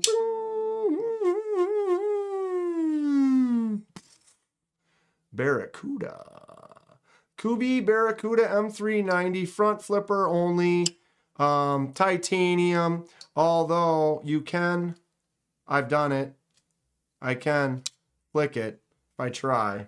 It's got stinging vibes. They're gonna sting you. You're gonna get in there and sting you like that wasp. There was a yellow and black version, but I like this one better.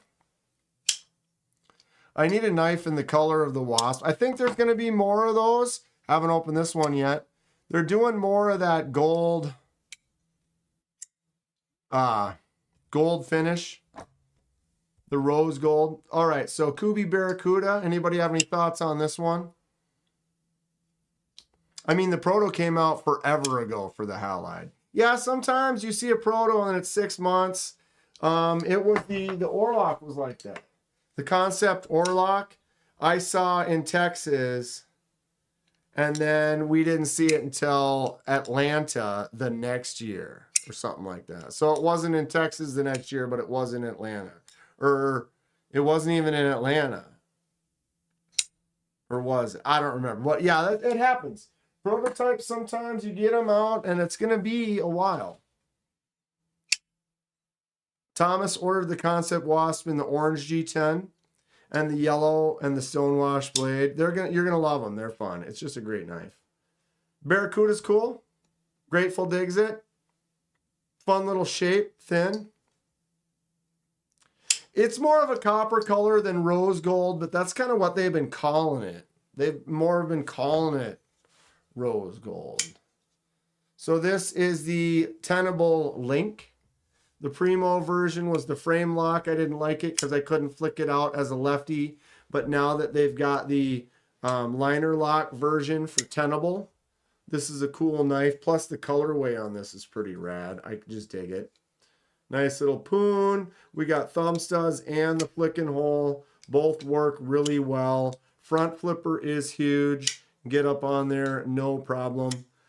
Clip cannot be swapped to the other side. Boo earns.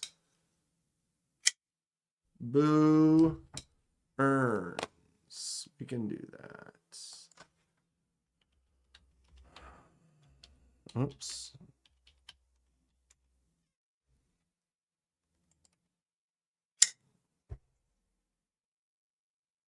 So everyone think about the Tenable Link. So this one is 14C texture G10. Nice and fun. I like it. This knife is cool. Feels good in the hand. Nice choke up. Nice poon ramp right here. Solid. This would be a good little user.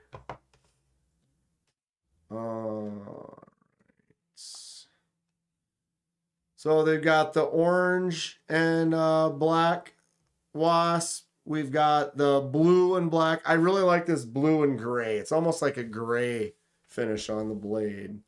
Then we've got mine, rose gold coated 154 cm. How cool is that? Here is the yellow one with the holes in it.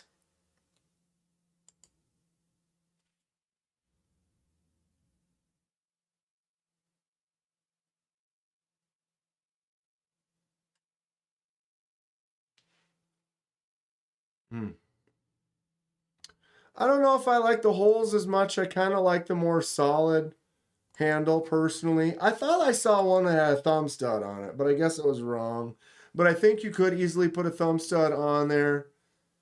I do think this this gray, that gunmetal kind of gray on the blade, I like that. It's so ugly. It is. It 100% is. And that's kind of why I like it. It's just something that it's like, this knife does not need to be made. It doesn't need to be made. Functionally, everything could be better. Visually, as an object, it has my desires. That's the way love goes. Woo! Right? It's a cool knife. It almost shrinks away, and now it's gone.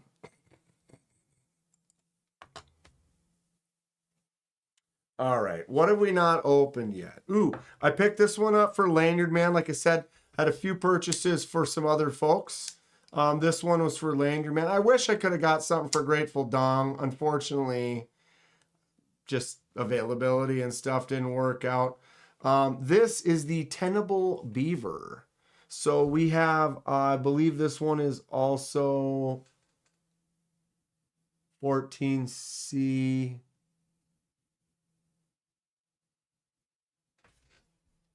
But this is a top liner lock. So look on the back here. You can see the whole liner right there connected to that button. Boom. All on the top. Can you get to that from there? Almost. That's funny. So thumb stud, flick out, button. It's got this great button to it. Ugly can be beautiful.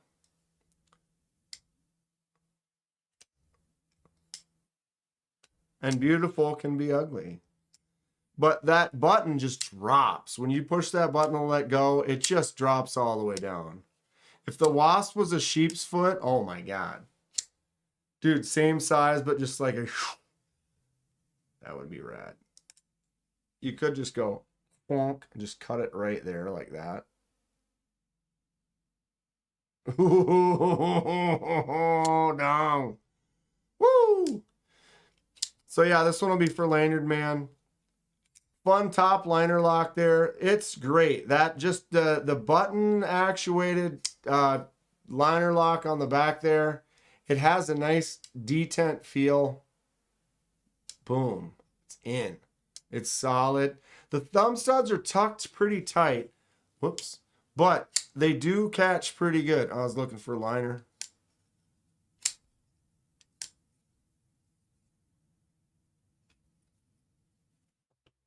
What do we miss? Have we looked at them all?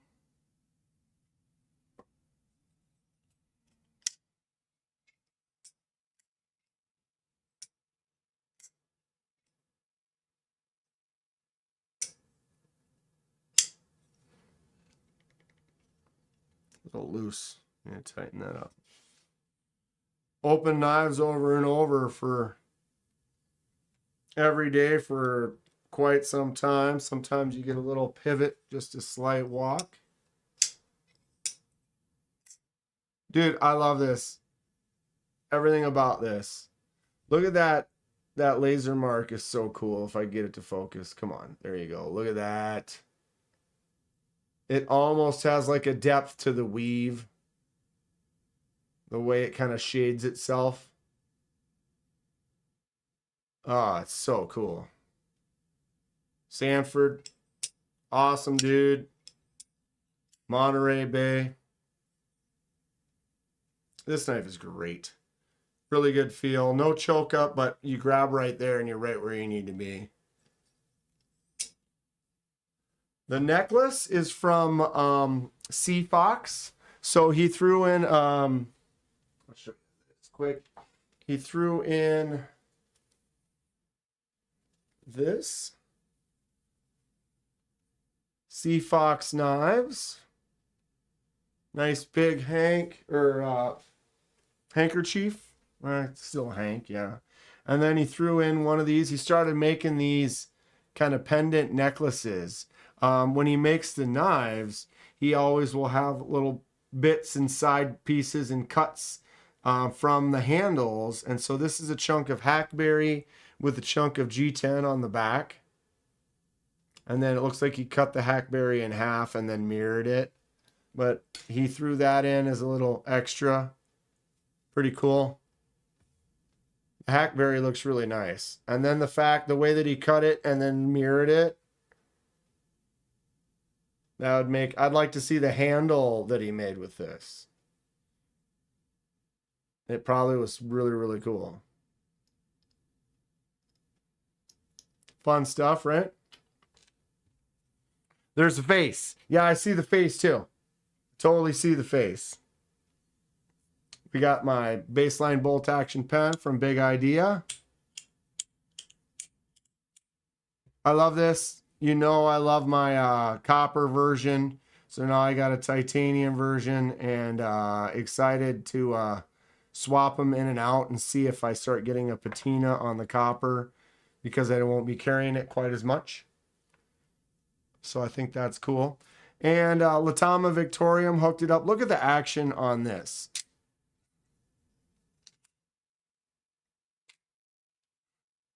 It doesn't make sense. This is a 3D print, but the action on this, it doesn't make sense. It feels like it's assisted. It is not. There is no assist in there, but the detent is dialed perfectly. It doesn't make sense. Once I get a new job, the voodoos of every, dude, voodoo.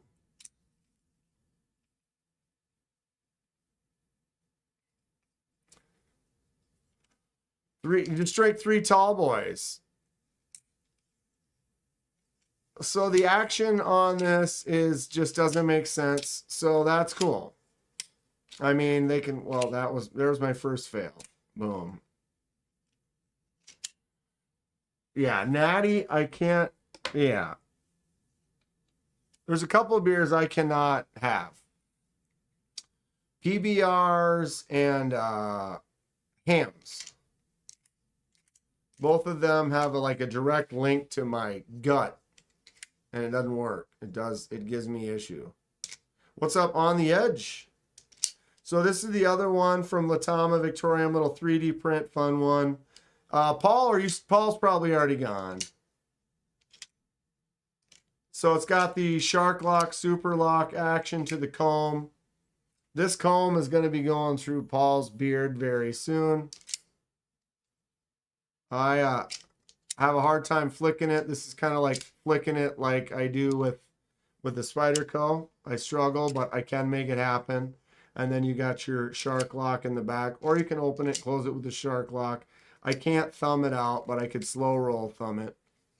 No cheap beers allowed. I'm more of a hazy IPA kind of a beer type of a guy. I don't really drink a lot of beers either, so if I have a couple of beers, I'd rather them be yummy.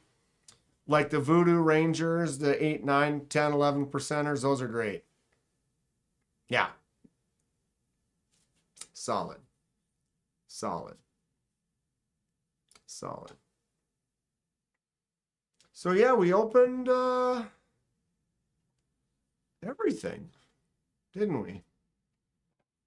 Didn't we? Look at that piece. Look at that profile. I mean, am I right? The black line.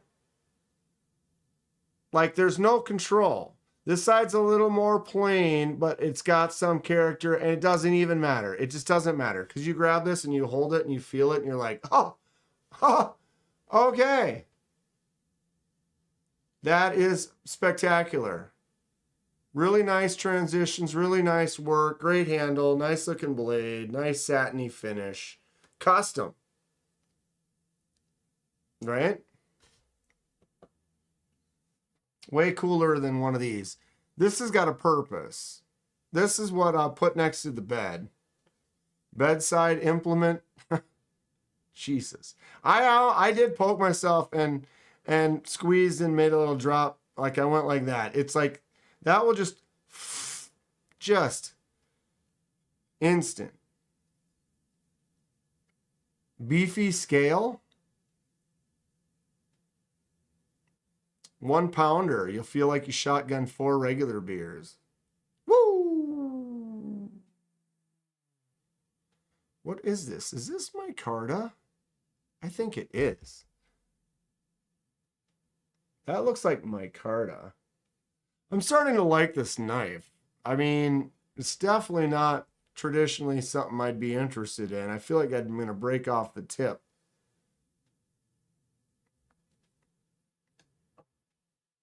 This is definitely more my style. The Motley. Nice chunk of a handle. Jimps.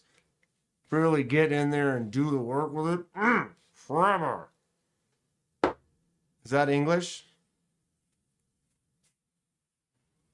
Yeah, this blade is, when you get that thin Those thin little points, man.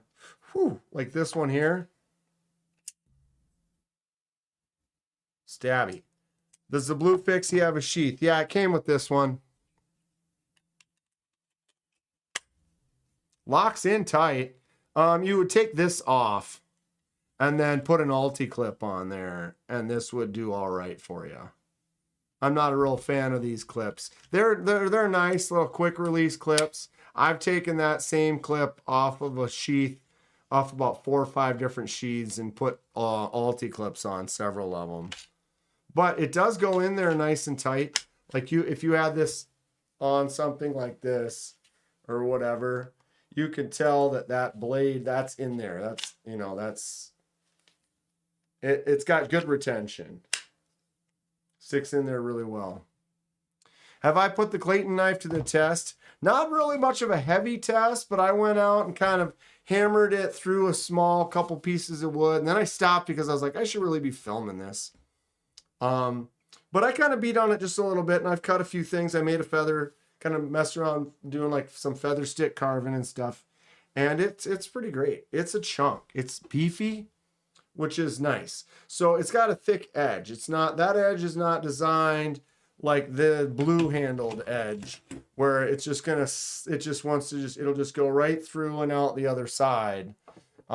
This is more for getting in and really like almost splitting and stuff. It's still sharp, but this thing could beat the beefiness. Geo Knife in the house. What's going on, Geo? How are you? Geo Knife, are you going to be in Atlanta? Are you going to be in Atlanta at Blade Show? We've been talking about Blade Show, Texas. I was in Blade Show, Texas. Just got back. Here is the array of stuff that I picked up at the show. If you folks haven't checked out Geo Knife, go check out Geo Knife. I really enjoy my ethereal cutter. The titanium on here has got a really nice texture to it. Really cool feel. This is basically the same size. If you've got a standard like bug out, yeah. Forget the bug out. Don't buy a Benchmade bug out. Buy this, the ethereal cutter. Very similar to the Kizer drop bear. This is the kind of a baseline drop bear. But this, we got M390, and I love the dimple texture titanium. Texture titanium makes me very happy, and the dimples that Geo did on this, I love it. That's probably one of my favorite like grippy textures.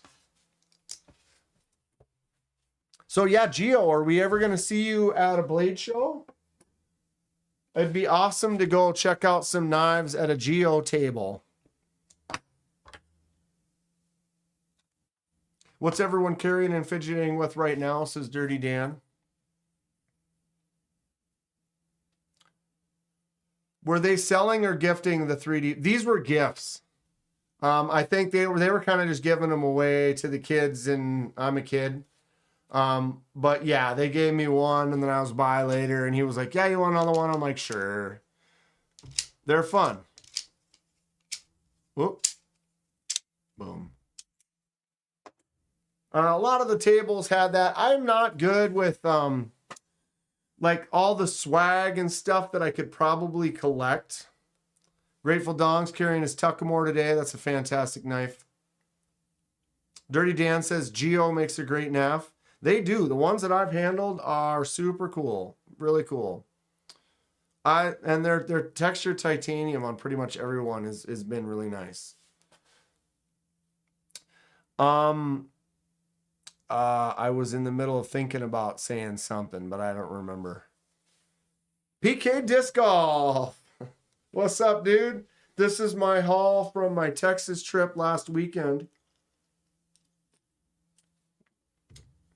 First day of league, April 22nd. PK, you gonna be there? I might have a tag for you. Might.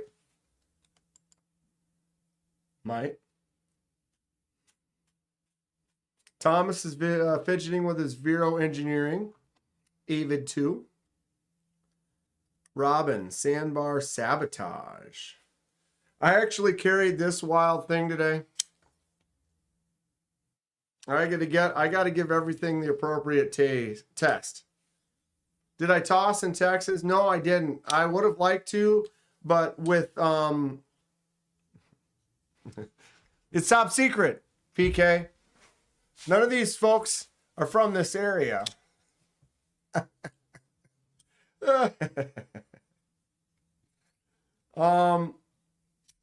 I did not get to throw any discs in Texas though. Getting there, I was like basically had to drive all day to get there, and then get up the next day, go to the show. After the show, go have dinner, go back to the hotel. Next day, get up, go to the show. After show, go to dinner, go back to the hotel. Well, go to the after party, then go back to the hotel, and then the next day, drove home. So I really wasn't able to get out. If I were to like leave a day early, I could probably do something like that, which would probably be smart. Dirty Dan had the Max Ace Sandstorm. Zachary got that McNeese Dixon. Got to get my priorities sorted. That wasn't a disc golf trip. I have 2 trips a year that are knife content. I have 2 trips a year that are disc golf content. I got 1 or 2 trips a year that are ice fishing. I mean, not that I'm making ice fishing content or disc golf content, but that is the content of said trip. So I do a couple summer trips specifically for disc golf with some buds and some ice fishing trips, and got some knife trips. I feel like I have my priorities sorted fairly well. Fairly organized, and I cast a wide net of enjoyment. If I go on a disc golf trip, do I not look at knives? Oh, I've got knives on me. Plus my days at the state fair, right, Kathleen? Got to get 7 days or 8 days at the state fair.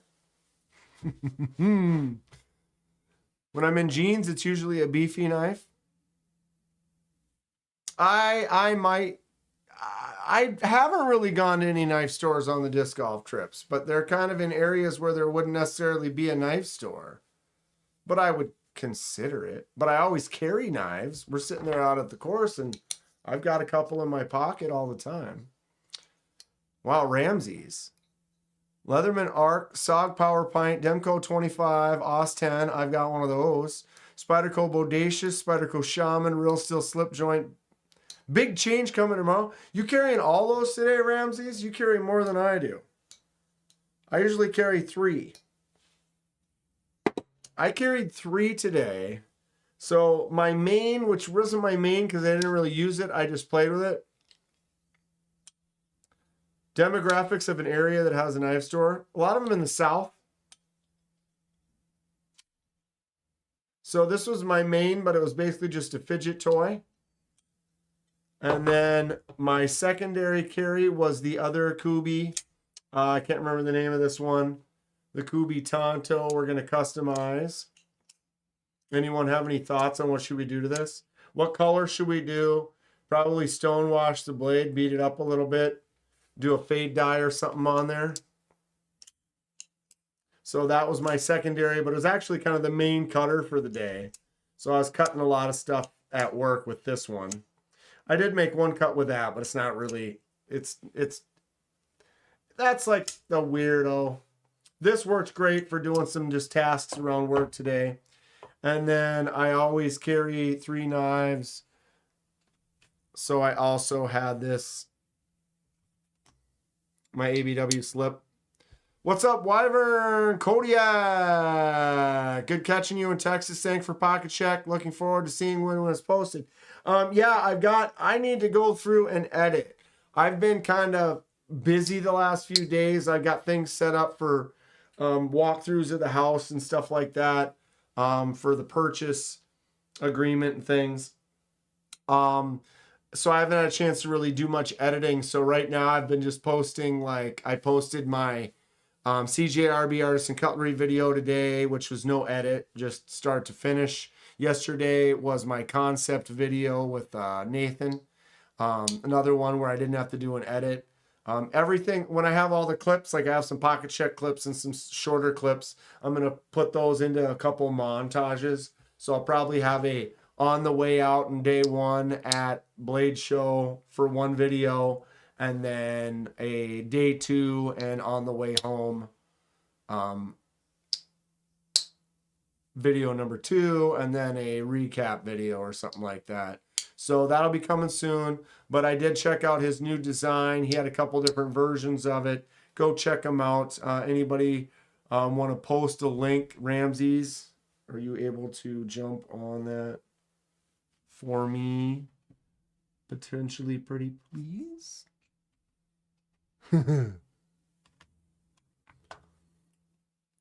PK's out. Forgotten Pars, March 31st. Oh, really? Oh, really? It's the 26th. What day is the 31st? It was cool meeting you, dude, for sure. The 31st is Tuesday. Forgotten Pars Putting League on Tuesday. Woo! Am I going to Putting League next Tuesday? I might. There it is. Wyvern Kodiak right there. Check him out.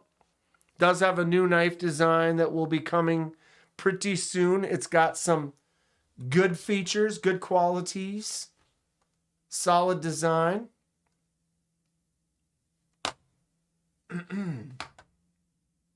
Dude, this slip joint though. Wow. Who knew? Jimps? Yes. Belly? Yes. Point? Yes. Sexy feel? Mm-hmm. M390? Yep. Micro milled titanium? Sure. Captive KB pivot? Whoa. Boom. Sick. I love this. This is so cool. For those of you who care, no MC tomorrow night. Now you know. Thanks for the heads up on the edge. Wild stuff. I love this. Absolutely love. Love, love, love, love, love, love, love, love, love. Okay. So we have officially kind of gone through everything a couple of times. What's everyone's favorites? I think you like that one better than the ABW. It just almost, I almost do Kathleen, but in like a different way. I don't know if that makes sense. This is like the classic slip joint, smaller slip joint, you know, like this one here. Like it's kind of like the style of like these two. These are both fantastic knives, but they're different. You know what I mean? 3-finger, smaller grab, little user, delicate, great for a small pocket or something like that, but really works and does a good job. But it's a little bit smaller versus this one definitely has a little bit bigger handle. You can get a better grab on it for getting in, doing a little bit heavier kind of work with it. So in a way that those two are both fantastic knives. I love them both.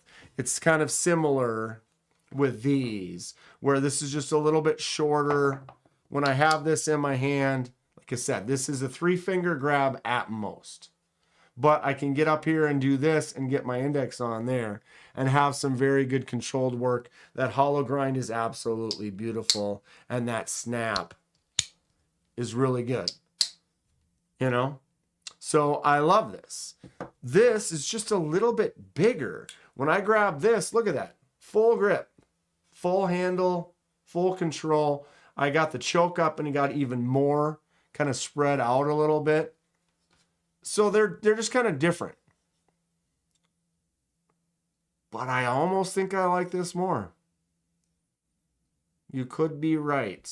You know, the jimps. When I start pushing my thumb like this on those jimps, I love the blade shape more on this than this kind of leaf, extra belly shape. You know? I don't think I'll ever get rid of either of them. What's going to happen is this has become rotational now. So this is going to fit in that spot really well. The ABW fits in that spot very well. My Kentucky Holler Jack still has a spot. You know, so my main, I'm definitely always going to have a main like this. Some kind of fun, fidgety, larger, full size or not quite full size knife, or like this here. And then a secondary slip joint, or maybe third, depending. So now this is definitely in the mix. I love this one. I carry this one every day. My C. Reisner Cutlery Kentucky Holler Jack with 154 CM Halloween jack-o'-lantern orange bone. Awesome knife. I carried this every day for a couple of months. I have my awesome 1931 Leatherworks slip for it. Boom. That same style of slip works really good with the ABW slip joint as well. But I got a Kevin Smith and Knives slip for that one there. Thanks again, Kevin. So this would be one. Something like this, the smaller peanut would fit in that spot really well. So that'll be a good rotator for that kind of secondary carry. Another one that sits in there a lot would be like the Baby Banter. The Halloween version is sick. Dude, right? I love this knife. I really do. Something about this one here, nice strong pull. It does have a thin little hollow grind right there. The tip is in a great spot. And jumps on the back. I like this. This really feels like when I put my ring finger there, it locks it. It's like, wow, that is not coming out. That's not going anywhere. So it really feels good. And you know, who cares? This doesn't, the jack-o'-lantern whatever on there, that doesn't even scream Halloween to me. I could carry this anytime, any day. I like horror movies and stuff, so it's fitting and it works fine. I really like the orange bone on it as well. Super cool knife.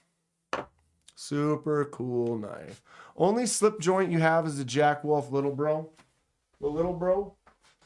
I've got the Gateway. This one's a little bigger though as well. This one's definitely more of a large. See, like it's here.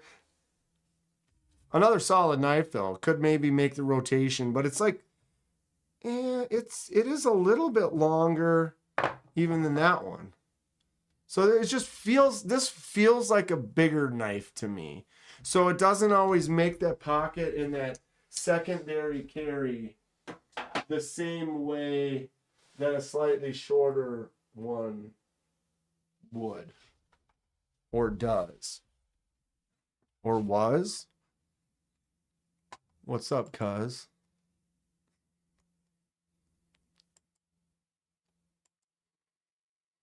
Okay.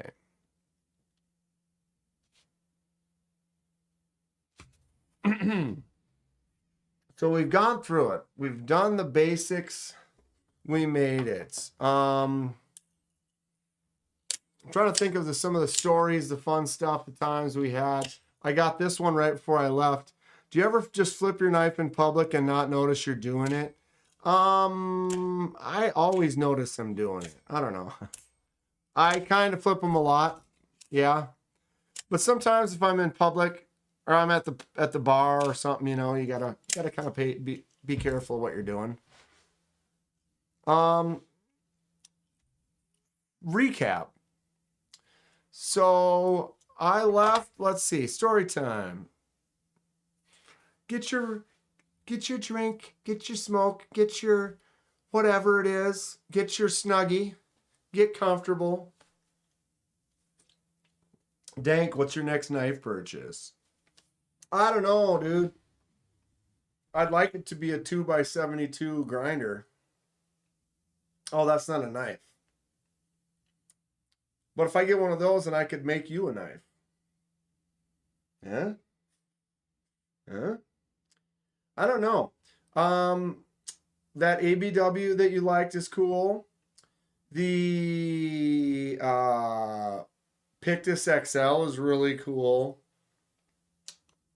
But I don't know. What should I get, Grateful? I'm gonna be limited on cash. I gotta be totally honest. Grinder's knife related. um, Buying the house is gonna choke me up a little bit, kind of cinch up the reins.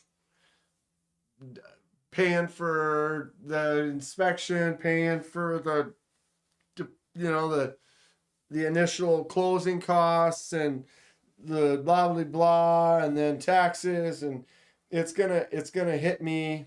I just named your next two. They look great. You have great taste. So I might have to pinch for a bit and kind of focus, or create a budget by selling a few. I don't want to do that. I just have to. I am going to be. It's going to cost more than my rent was for the house, and then all the closing costs and stuff is kind of cutting in. Like I said, I've been saving and putting away, trying to buy a grinder and a kiln. And I still really want to do that, but I don't want to wait forever. So I don't know. Anybody want to give me a business loan? And then we got to go to Atlanta. Gonna have to buy a plane ticket for Atlanta. There's no way I can miss that. There's no way. The way it's been going, I really need to be there. I have enough knives to last a lifetime. So yeah, I don't need to buy my, but I am doing the channel and stuff, but that's why it'd be nice to be able to start making some things. Or do some more modifications and customizations. I want to start flipper tab deleting. I think that'll be fun on a few knives. Do some more. I gotta get rolling more on the anos and finish up a few projects that are way overdue that we're aware of. I don't have enough time in the day. I work full time. No excuse, but you know what I mean. I put in a ton of time, ton of work, and I still don't have enough time to get anything done. Okay, so I didn't really tell the whole story of the trip. I want to try to see if there's anything I can remember. If anybody has any questions or anything while we're going, or have something I want us to look at while we're talking. I want the interchangeable blade OTF. Comb is gone. Wait, what just happened? For those of you who hadn't seen this, this is the Arena Accessories gift from the Magna Sluts. We'll go ahead and put on a different one. Well, I'm off camera, huh? Now we have the Hawkbill. Running a knife channel takes a lot. I put probably 20, 30 hours a week into the channel, 40 hours a week at work, dozen or more hours a week on my disc golf league that's getting ready to ramp up. We got the tags, we got stuff almost ready. I got some t-shirts, I got some things. Yeah. House purchasing crap. Please explain the battle of the brands. Okay, well, I'll get to that part of the story, unless you want me to just tell that right now. Anybody see that short? It was fun. When you're hanging, that's just such a great group of people. There are other blades for this. I can show you the other blades in a little bit. It's pretty cool. Basically, it's a quick release. You go like that. You push this button out. So you can see the hole back in. Tell me that's not cool. Huge aluminum handle. Fun stuff. Okay. Packed up, got ready, left Minnesota after work. So I left work early on Wednesday and headed to Omaha to get to where Donnie Bless, Laser Ghost Knives, if you will.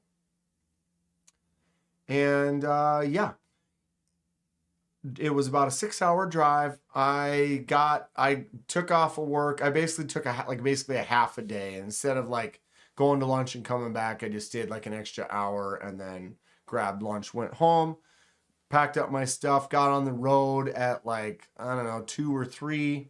It was about a 6-hour drive to get to Omaha, where Donnie is. I had to stop and get gas a couple of times. Looked for some gas station knives. Unfortunately, did not find any on the way to Donnie's. What's up, Mikey Bobby? Talking about my Blade Show Texas trip. Just got back on Sunday.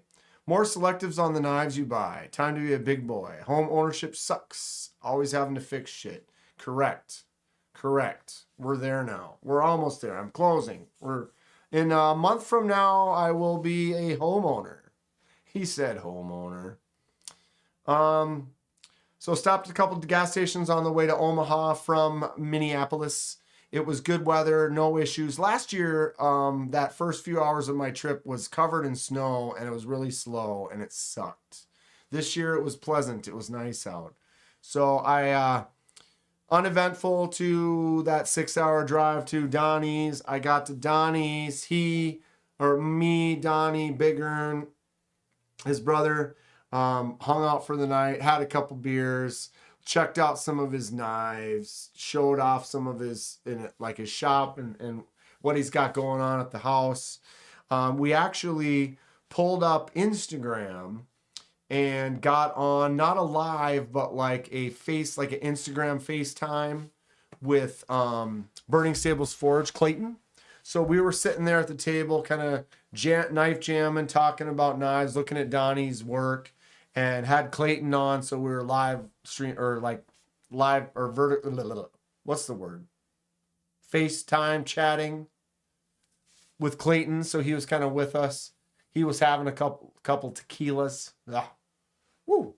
And I was like, okay, well, we've got a 10-hour drive tomorrow to get to Texas. We want to get there sort of not too terribly late because we're going to be meeting Kevin. So what we did is we stayed up till 2:30 in the morning drinking. Right? Sure. So, like responsible adults that apparently Donnie and I are, we woke up at a good hour and we got on the road. I don't know. We did it on the way home too, surprisingly. I'll get there eventually. But yeah, we're like responsible adults getting up at a reasonable hour and hitting the road. So we hit the road. That night I had, I don't remember what beers they were having. I had a variety pack of the Voodoo Rangers. So a nice variety pack. Yeah, we're drinking hot tea. So we got on the road early and Donnie and I just got to chatting, putting time down. We were both legit. Not too much beverage drinking on the road. Quick stops. So instead of like sitting down to eat and stuff like that, we literally was like, got gas, quick bathroom break, jump back in the car, get back on the road. My car can go just about 280 or so, 300 miles on a tank of gas. So we're drinking water. So basically we fill up with gas, go to the bathroom, and literally made it almost 250, 300 miles, about 3 hours per tank. And made great time. The reality crazy thing is both of us, we realized neither of us have ever done this before. Never. So how did the conversation go between myself and Donnie? Remember now, we've been online and chatting and stuff and seen each other in videos and lives and things, but we've never actually hung out. I mean, we met in Atlanta, hung out a little bit, but not really, you know what I mean? You're going to be sitting one-on-one in a car with someone for 10 hours kind of a thing, right? So you never know what's going to happen. Well, something happened that has never happened to Donnie or myself ever. And what that is 10-hour drive from Omaha to Fort Worth. We did not play any music, listen to any podcasts, watch any videos, or have any other entertainment of any kind other than talking and looking at the road before us. And we both had a pleasant, like, neither of us are ever, we didn't even have a moment where it was like, we should probably play some music or something. Like where we were both kind of like running out of stuff to talk about. Never happened. In fact, I don't want to skip ahead, but on the way home, we didn't really play any music on the way home either. Donnie and I were able to just have a conversation between two dudes. A lot about knives and making and stuff. But, dude, crazy. To go 10 hours. Glad everyone made it back safe. Travels can be epic, right? I did buy new tires before I left. That was another thing. I had to drop $800 on all the new tires. My spare was crap, so I had to get a new spare. My car holds a full-size spare. They gave me a good deal. But I did have to drop that right before we left, which is just another chunk of change. You know, you're not thinking about, it could have been knives or whatever. So we drove 10 hours, made 3 stops, I think, the whole way. Really solid, no issues. Donnie was trying to blind KDK with a reflection on his tablet. Correct. So what did happen is we did have interactions the last section of the trip. Let me bring up here. I can show off some exhibit A. Here's exhibit A. So I have my normal live on Thursdays. We were driving, so 6 p.m. on Thursday, we still went live. And so generally, if I was driving and I was alone, I would not. Wow, was it really that bumpy? Ugh. Barf. I would not do this live alone. I don't really recommend that. I wouldn't, you don't want to read the chat while you're driving, just not safe. So because I had Donnie was able to read the chat, lead us through the live. We had some fun. So this was our interaction. You can see the view from the car. Comfortable little road trip. The issue was the sun. The live stream was fun as hell.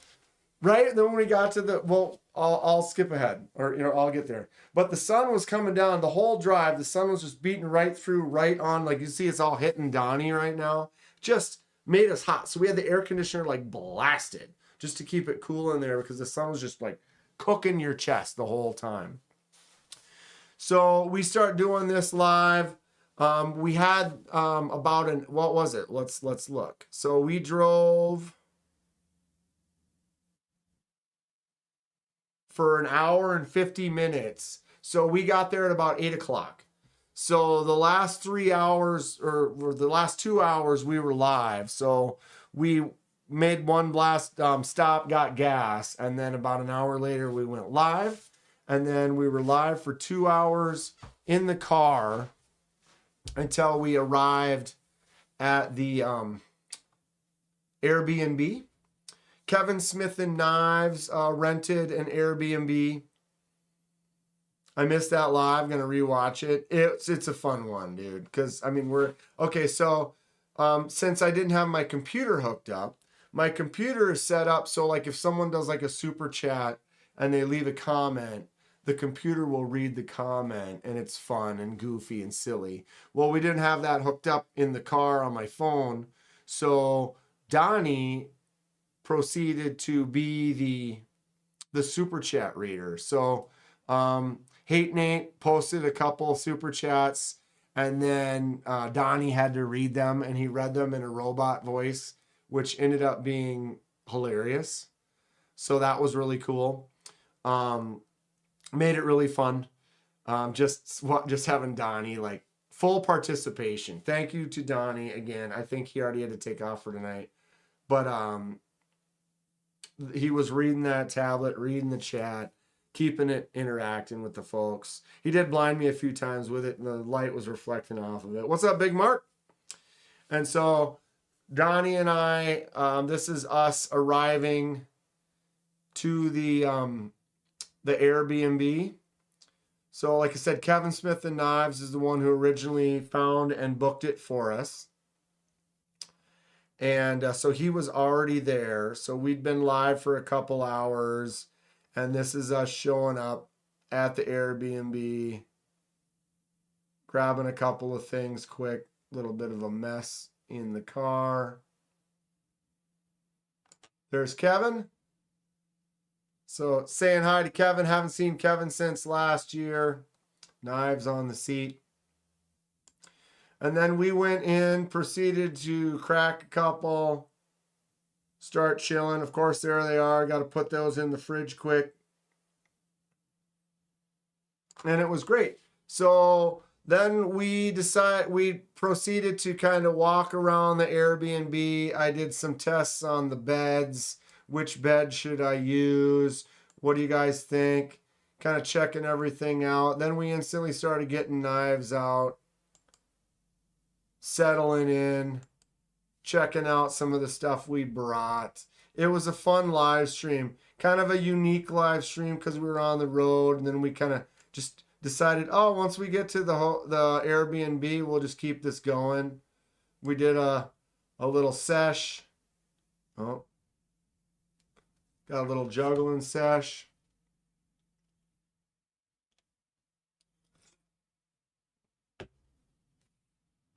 Here we go. Did I drop? I don't remember.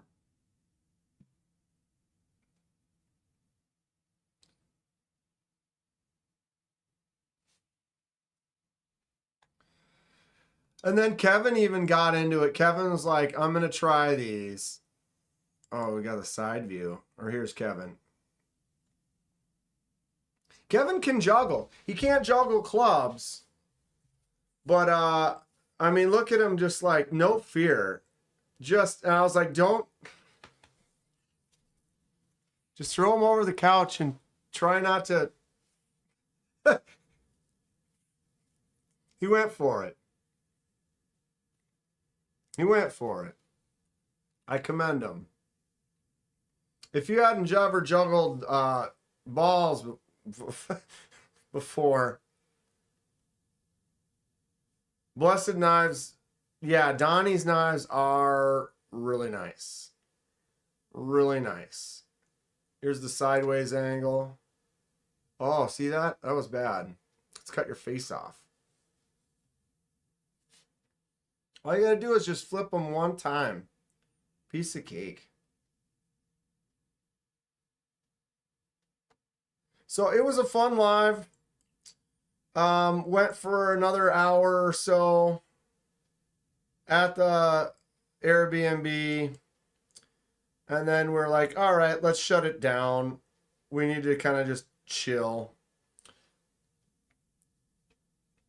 If I had a few days in, I could do it. Kevin, I know you could. And what, Kevin, I got to give you like these.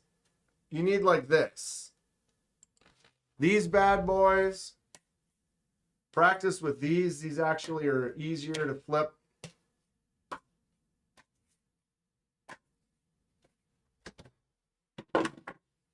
Much easier. So that was that. We kind of hung out, and then of course we stayed up too late, partying a little bit, which is fine. Totally fine. And then we went to bed, and then got up the next day for day one of Blade Show. So we got ready, got there a little later than I wanted to. I wanted to get a little bit more video on the line, but we got a few people and we're getting ready. It's fine, no big deal. So I did get there, and then what happened was, since we were I wanted to get there and they weren't as worried about it since it would have just been sitting there waiting in line. I didn't wait in line. I was actually walking around filming the line and doing some interviews and stuff. So what they did is we pulled up and then I jumped out right in the front, and then they went and grabbed some coffee and stuff and then went and parked. And so they didn't want us to join in on the slumber party. Well, I mean, we could have, but then that would have been like the pay-per-view after hours. When you walk into the room and the film, the stream from the TV because of the delay. Yeah, it was weird. And then I was trying to focus it, but it's so strange because you got that 15-second delay. I could not keep with it. So I jumped out of the car and they went and got some coffee, and I filmed the entry line, talked to a few people in line. I saw Renee Ramon in line, so chatted with him for a bit. Ran into Trish in line, and Casey, not as fast. Say hello to the little friend, the like button, says Ramsey Silent. Everyone give me a like, help me. No monetization going on here, folks. I'm not sucking that commercialization out of you right now, so give me a thumbs up just for that, right? I don't ask often. So filmed the line, got ready. If you've never been to Blade Show, the way it works is you can kind of wait. The line moves fast because they let everyone get the wristbands before. So then you already got your wristband. You already have everything ready. So then when the line starts, there could be 300 people in the line, and the line just goes, and they just walk in. So in like less than 5 minutes, the line comes up, and then you don't even wait in the line. You can walk right in the door.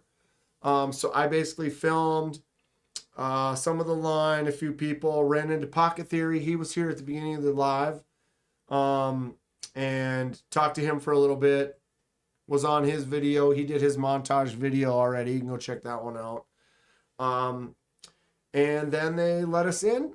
We went in, and I went, basically kind of did just a quick kind of everyone, I'm here, did a little panoramic of the place. And then it always is kind of that thing where you're there, you don't know what to do, it's almost overwhelming, and you just got to just go. You just got to start walking and thinking.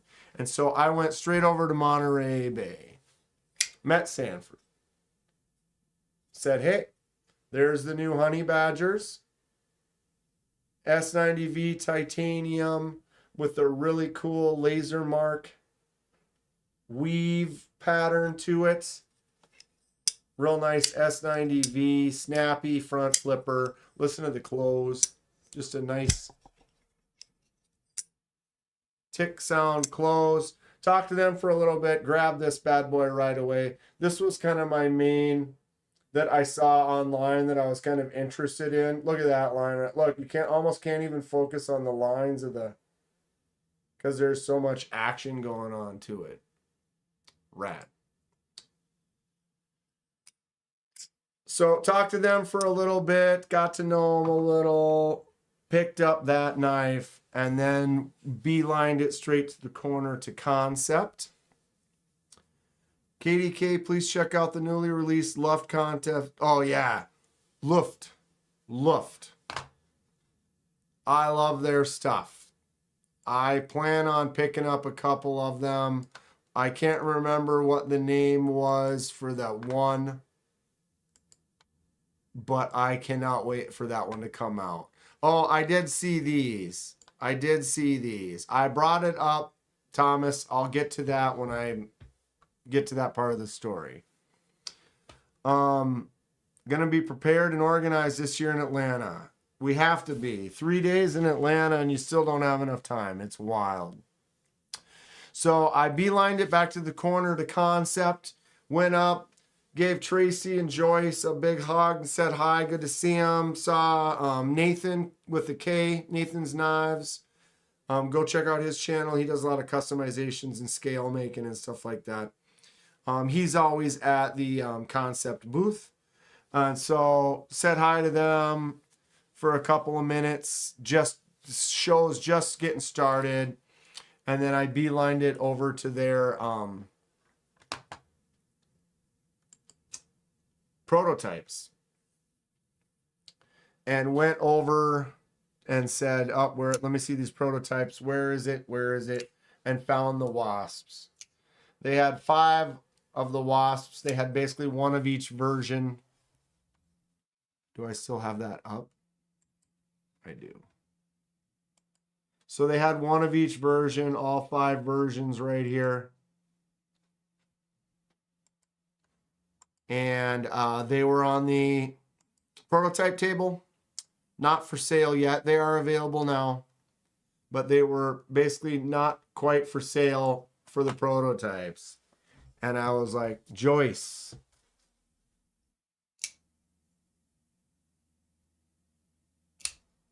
Hey, Joyce. I did a little schmooze. I did a little twirl. I did a little Venois, a little Dali, a little. And I convinced her to let me take this right away. I was like, nope, I need it now. I wasn't pushy, but I suggestively convinced Joyce to let me pick this up. Take that blade away from my screen. I love it. So I convinced Joyce to let me pick up this button lock wasp. And so I bought that one right away. And very happy about it. Kind of checked out what they had at the Concept booth. Kind of looked around a little bit. Got familiar. Saw one of these. So this is in the Tenable section over on the side of Concept there. Great stuff at Tenable. This is the link. So I saw that they had a few of the links. And I remember talking about this one on the live stream. What do you think about this one, Dirty Dan? This one better? 14C G10, nice front flipper on there. And I said, wait, I want this one too. So I bought this one. So now, boom, I'm 3 knives in and less than 15 minutes at the show. But they are also 3 knives that I had been talking about in the lives that I was interested in. And here we are, right on point, already picked them all up. Happy and crushing it. Then, boom, got rushed. Got wild. I don't hate it. With people. That's when it was like, okay, start talking to Renee Ramon, start talking to Hinderer Collector, ran into Trish, ran into everybody. And so then it started being just crazy. And then what I'm learning is I maybe I kind of have a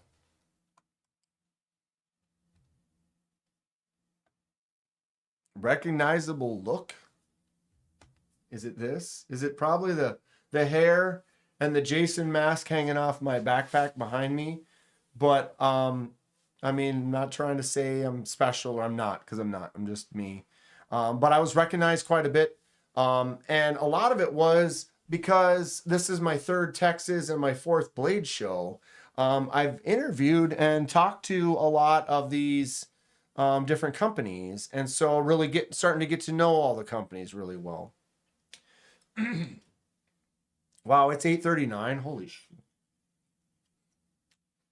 And so it's like, oh, here's Russell and Nico and Dustin, and it's just, you know what I mean? I'm not. Oh, you're special. I'm special. So it just became like this amazing social hour where it was just a bunch of people that I recognized, where it was like, oh, hey, how you been? What you been up to? Cool. Oh, you also have some new knives. What's up with that? Show me something, you know? So it was great. It's still early. Yes, it is. I'm just surprised. I start at 6 and like 2 hours and 40 minutes goes by like that because we're having such a good time. And no commercials. So spent a couple hours kind of wandering around. Ha!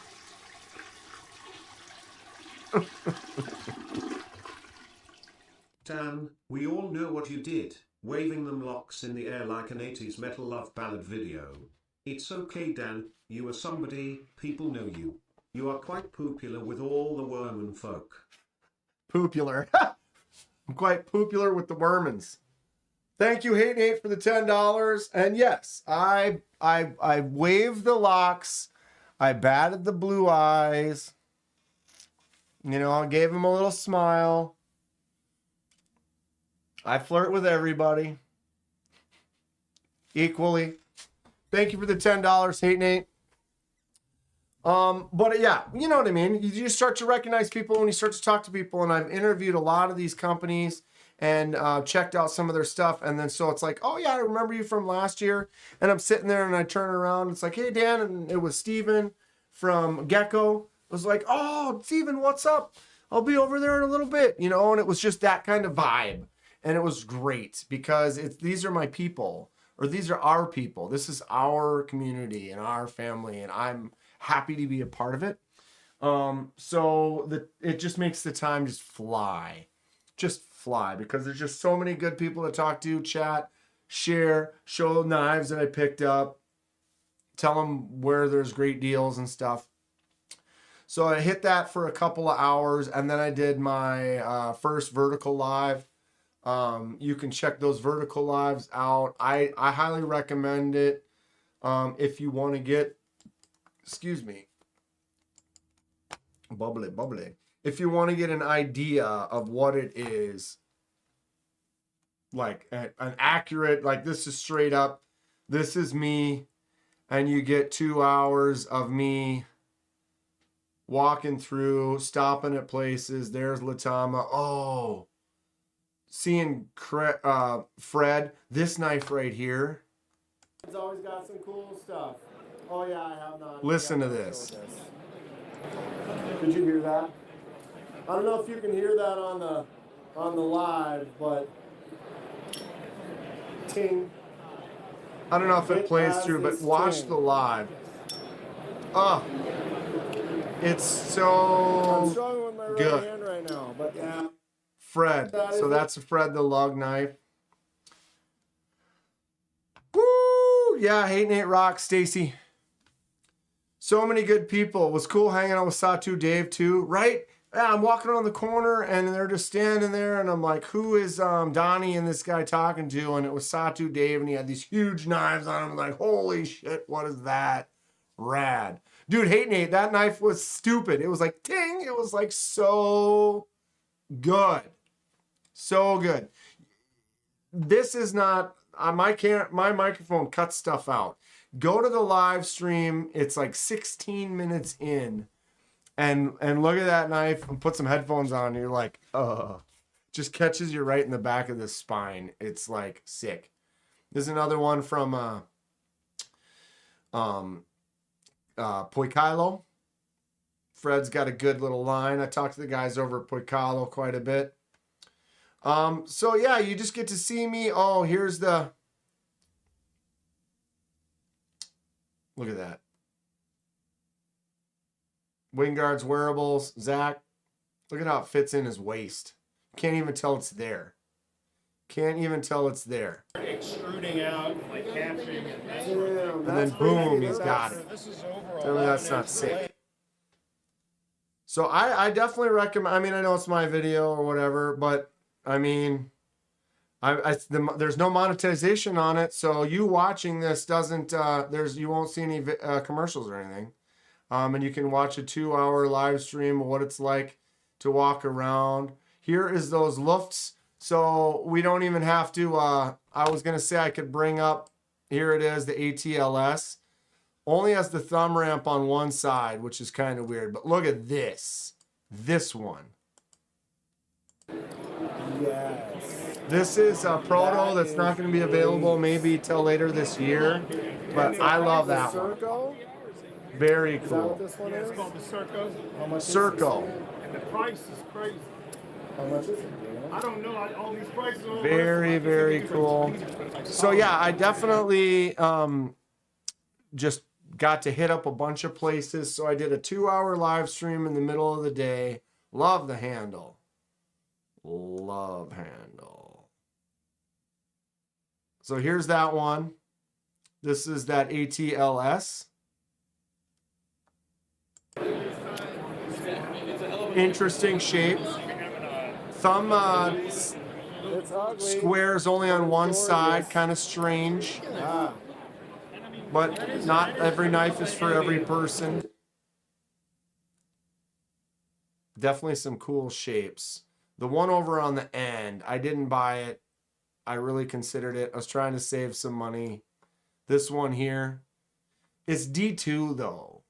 Like, I don't know. There's not that there's anything wrong with D2, but for $90, yeah, the dude at left, he's a cool guy. Definitely a cool guy. Talked to him both days. Awesome stuff. I just wish that BXTR was something other than D2. I mean, maybe he's got really good heat treated D2. And it was tough. Every $100 plus knife I saw, it was like, oh, I'm really trying to not spend. Had this one been available, I probably would have bought it. It feels so good. This little choke up flat right here, and then this little poon with the jimps on it. I love it. I love it. It's super cool. Be watching for that one in the future. So I kept bumping into folks. Like here's Eagle Scout EDC. He was in the live earlier tonight. Go check out his channel. D2 at 90 as long as the heat treat is good. Right, Dirty Dan? I'll have to do some research. Has anyone ever bought a D2 Luft? So it was a lot of this knife jam stuff, bumping into people on the showroom that were just friends and knife community folks, seeing what it is they picked up. Just walking around, meeting everyone, talking knives. So I did a good 2-hour live. Like I said, you can go back and check it out. It's a good one to watch, put on in the background. And then when you hear me say something like, oh, we are at wherever, and if it's something you're interested in, then you can like, oh, kind of look up, check it out. And you won't get any commercials. No real calendar girls. No one really did that, which I can respect, but also would respect if they did that. We're the hotties. Yeah, it's different than a car show. There was a couple, there's a few, there's definitely a few, but the things that works for me is like, they get a good looking salesperson, but then that person knows everything about what it is that they're selling. That's what's up. If she's like, oh yeah, check this out, 154 cm hardness of this, blah blah blah, like when they start telling you like stuff about the knife, they know what they're talking about. That's what's up. Is my new MBK a lefty? No, he did not make any lefties of it. So you can see I swapped the clip. There is the tiniest little bit of discoloration right there where the clip touched. In the right light, you can kind of see it, but you can see it more like that. It never really sticks out that much. That's like camera. It looks like this mostly. So it's there, but it doesn't bother me. I flip clips all the time. There's always a divot right there. Always. So it is a righty, but it's got that inset liner lock that we love. So it's got that perfect, as far as locks go, a righty style lock. This is like one of my favorites. Just that nice little inset, easy access to it. Drops nice. The front flipper's good. Boom. I love this thing. Definitely a top tenner. Instantly. Yeah, look from here now. It looks like an M. But again, no shade. Except for if sometimes it's like if you have a lefty righty clip, you should almost ship it. Like if you do a custom mark on it, you should almost ship it without the clip. And then they can decide where they want the clip to be and just put it on. Genius idea, Kenman. You should probably do that on the knife when you start selling them. Yeah, right. Yeah, right. Okay.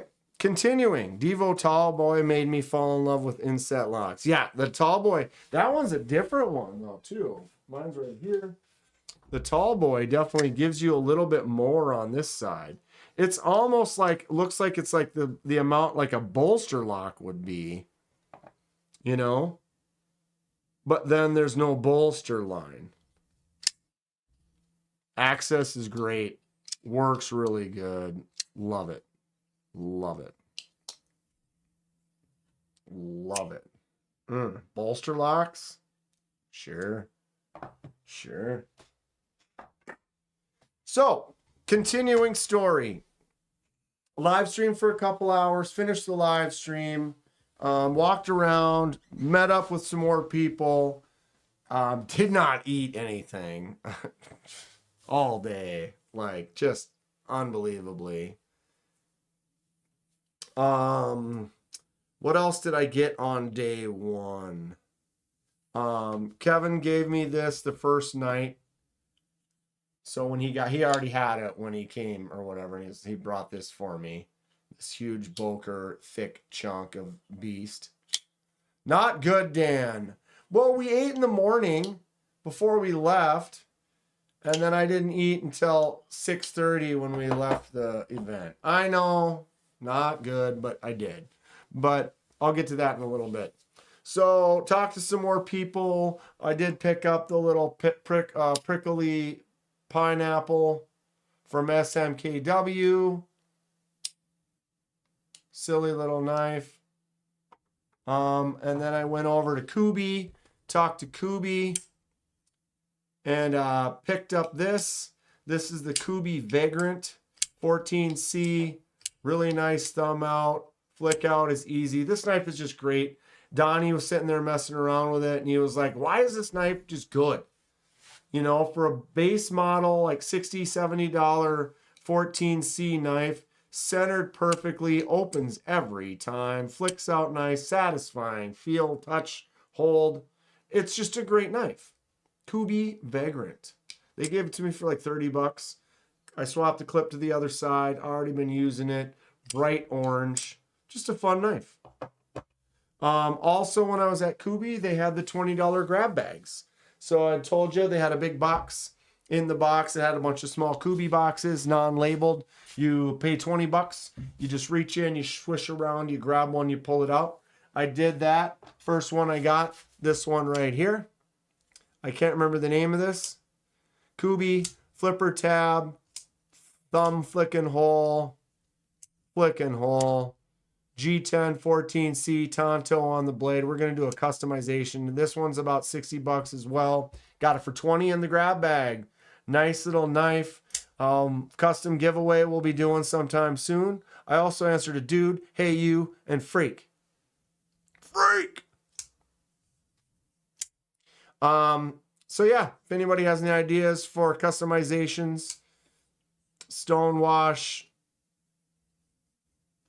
fade dye, etc. So then Kevin was like, let me do one. I'll do a $20 one and I'll give it to you for the channel for a giveaway. So thanks to Kevin for donating a $20 knife for a giveaway. We did the draw. We pulled out this one. So we've got another Kooie. This one does have a little flicking fuller that I just missed twice. And a flipper tab. Very similar to this one. They are slightly different. Front flipper, flipper tab. AUS 10A 14C. So I'm going to do a customization on this one. Use it for a giveaway at some point as well. Thanks again to Kevin Smith and Knives. They gave me the key ring when I made that purchase. They threw this in. So you got a little pry bar titanium Kooie key ring. Pretty fun. And that is all I bought on day one. Continued to walk around, made a few videos, talked to some more people. We finished the day, and then it was like, oh my God, I'm starving. I need to eat. So let's go eat. So we went to, I believe it's called Jerry's. It's like 3 blocks away. It's a little burger wing bar spot. Fantastic if you're walking to like the hotels from there, or if you just want to go somewhere when you're there. I've been there pretty much every year. It's a solid little burger joint. Get a drink, get a burger, get some wings, whatever. A lot of people from Blade Show will be there, so you can kind of hang out, talk to your neighbors at the booths and the tables and stuff. I got myself a burger and fries. I got the jalapeno something burger. So it's like a bacon cheeseburger. And then it also has these breaded, deep fried jalapenos. Like, so jalapeno slices that are breaded and deep fried on the burger.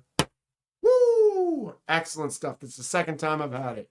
I went there to eat with Wheezy's last year and got that same burger. So we ate there. I met the table next to us. The guy from Daily Carry Co. was there. That is this right here. So Daily Carry Co. making these gravity knives, which are cool, with the magnet inside. So we sat and talked to him for a while about the show, had a good time. And he was like, yeah, come visit me at the table tomorrow, you know. So it's cool to kind of meet him, talk to him, and then ended up getting one of these the next day. So chatted with him for a while, and then was the first night the Arcane party? Yeah. So the first night was the Arcane party. I love jalapenos on burgers. Dude, imagine breaded, fried, lightly breaded. Oh, it was bomb. It was bomb. It's almost like onion rings swapped with jalapeno slices. Woo! Sick. So Arcane had a party. So the first night after the show, we went and had that quick dinner. Arcane did have food trucks and stuff there and free beers. But we were so hungry we didn't want to wait until 7 to eat. So we just went over there, ate, and then ended up at the Arcane party at about 7:30. It started at 7. Arcane party went till 10. They gave away like 5 knives, really nice knives, little drawing. Kevin Smith and Knives actually won one of them. He won a 1 of 4 custom Arcane awesome knife. Really cool of Arcane to do that, hosting the party, giving out free beers, and giving away some expensive custom knives. And then Kevin won one of them. How cool was that? Lot of fun people there. Rachel's taking off. Thanks for hanging out, Rachel. Always good to see you. God, I got my hair. So met a lot of people. I've got some shorts, some videos of some of the knives. Really cool to just meet some folks. Fred was there. Trish was there. Donnie was there. I was there. Kevin was there. Rob's Nerdy Knives sitting next to us. And then this is when we had the thing that Thomas brought up before, and that was the competition, the company competition. Hold on a second. I got to find the short for it. There it is. So I took this short because I just happened to be hanging out at the Arcane party. Hold on, pause. So this is going to give you a little glimpse of what the Arcane party was really all about. Well, let me show you this one first.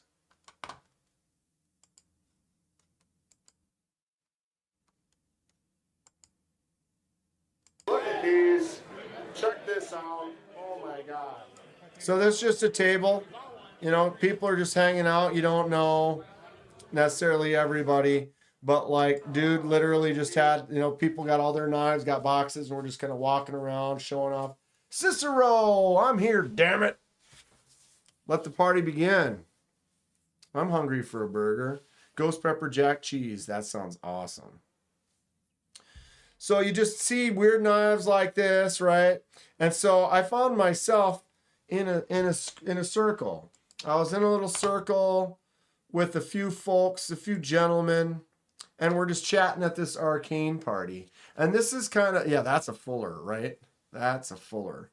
So the Arcane party was just wild. It was fun. And like I said, you start getting to know these people and meeting them several events and stuff. And then next thing you know, it's all family. So I'm sitting in a circle, and I'll just show you. Everybody knows Kyle.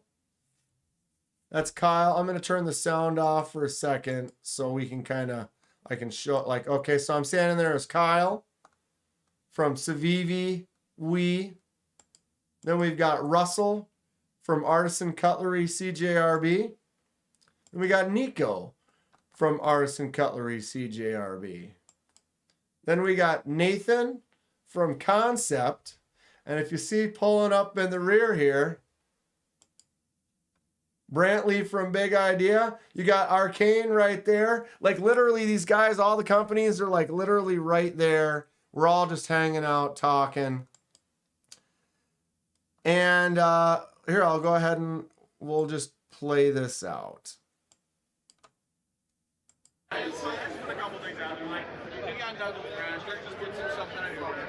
We're about to get a company war up in here. Company war. All Big Ideas about to join the company war. Who's gonna win? Who's gonna win? Who's gonna win? All right. Chinese manufacturers. Thumb war. Thumb wars. Ready? Thumb wars.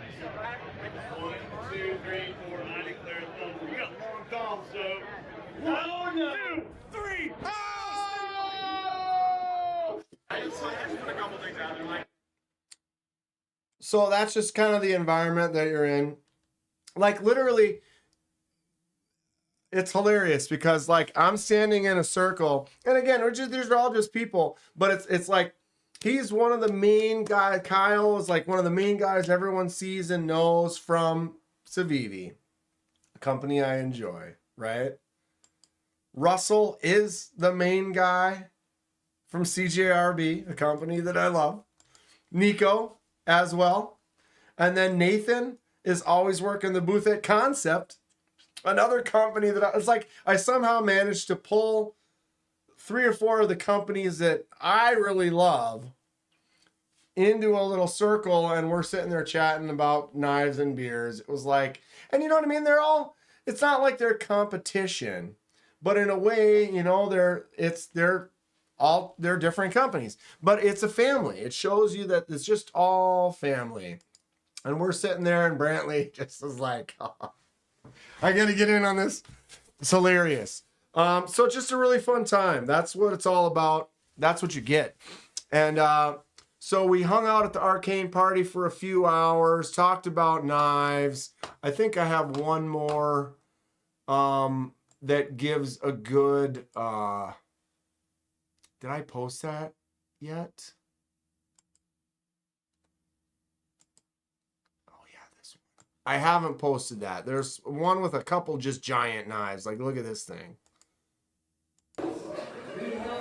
Tell me that's not a custom blade Demco. Look at this hog. Boosh. Look at the grind on that thing. What is going on? Sick. Wild.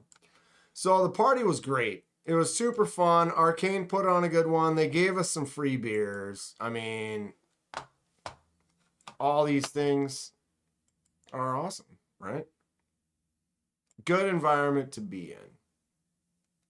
That's what's up for sure. So Arcane party went till 10. Oh, I totally forgot the first night Fred and Hayden came over. That was night 1. So we ended up after that, it was 10. We went back to the Airbnb. And then hung out there. So yeah, Fred and Hayden came over, brought some knives, talked about some knives. Donnie was working on Fred's knife. So talking to Fred about that, showing off the customizations of Fred's really cool knife that he did. Ramsey's mom says hi. Left your contact case in her bathroom. Oh, you kids. So yeah, Fred came over. Hayden, we talked about knives and stuff. It was cool. We stayed up till 2 in the morning again or whatever. Went to bed, got some sleep. Day 2. So day 2 live stream, I started right when I walked in the door. So I figured it was like when you start doing the live stream at Blade Show, what happens is the time just starts whipping by. And then next thing you know, the show's over. I started one at like 2, and all of a sudden it was like 4:30. And it was like, oh my God, the show's almost over. So this one I started at the beginning. Right away. So right when the doors open, I walked straight over to Kansept. I bought this bad boy. So yeah, you can see it's on the table. Whoops. Little Kansept prototype.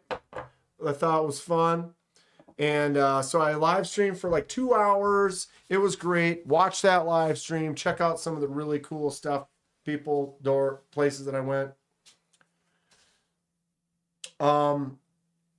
And then I started, after that live stream, that's when we started getting buck wild. It was like, all right, I got to get to work. I talked to my buddy Ken Fixed. Hey, Ken Fixed, I've sent you some photos. What are you interested in?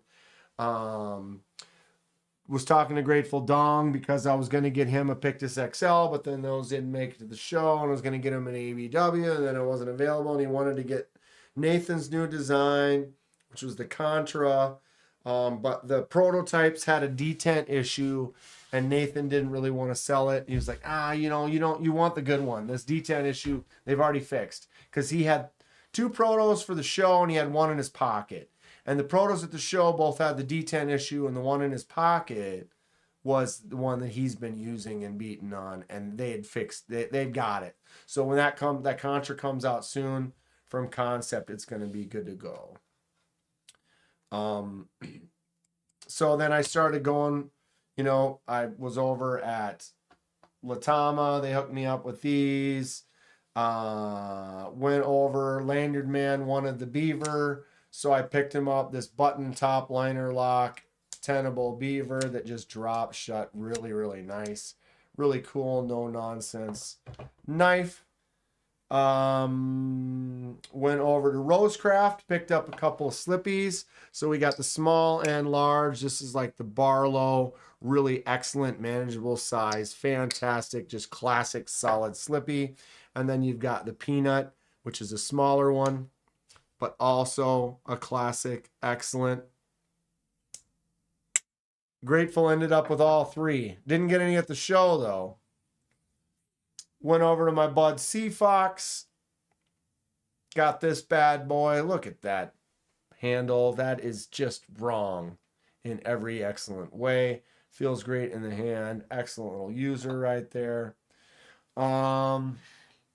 Yeah, boom, boom, boom. Oh, went over to Daily Carry Co. Talked to him because we met at the burger joint the day before, and I did a review of his table, showed off his designs, and then he gave me this one for free, like an absolute champ. I mean, not necessary at all, but he thought it was cool, liked the channel, wanted to help out.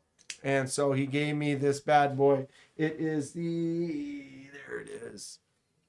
Daily Carry Co. Parachute Titanium M390. Go check them out. Very cool stuff. I will be doing a review on this soon. I suck at gravity knives, but I'll work on it. So pick that one up, and we're getting pretty close. Kind of went through. And so trying to wind down, get all my videos. That is when I kind of did all my good videos. Did my Concept interview, my CJRB, hit up some of the spots that I needed to get beforehand. Videos will be coming on a daily basis regularly until I get them all done, including my montage videos. Just got to get to work on that, try to do that sometime soon. So that second day goes really fast because you're just trying to get everything in, see everything you want to see. You're just having a good time interacting and talking to people, and it just gets away from you. And the next thing you know, it's over. But before it was over, I went to KB Kooie one last time, and that's when that wild action happened. I'm going to move some stuff over.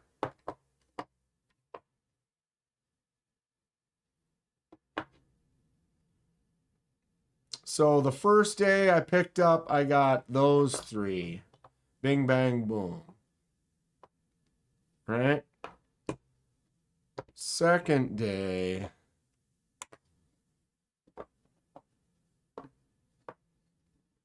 is this right here. So they gave me a really good deal on those. Good hookup. These will be giveaways coming in the future. This is one of my new nice, no nonsense daily users. I really enjoy that Vagrant. Okay, let's set these over here. So I went over to Kooie and they're like, oh, hey, you know, and because I had already interviewed them, talked to them, bought those the day before. I'll work on it. Da Vinci. I needed to make it to a blade show one of these. Dude, it's so fun. It's so fun.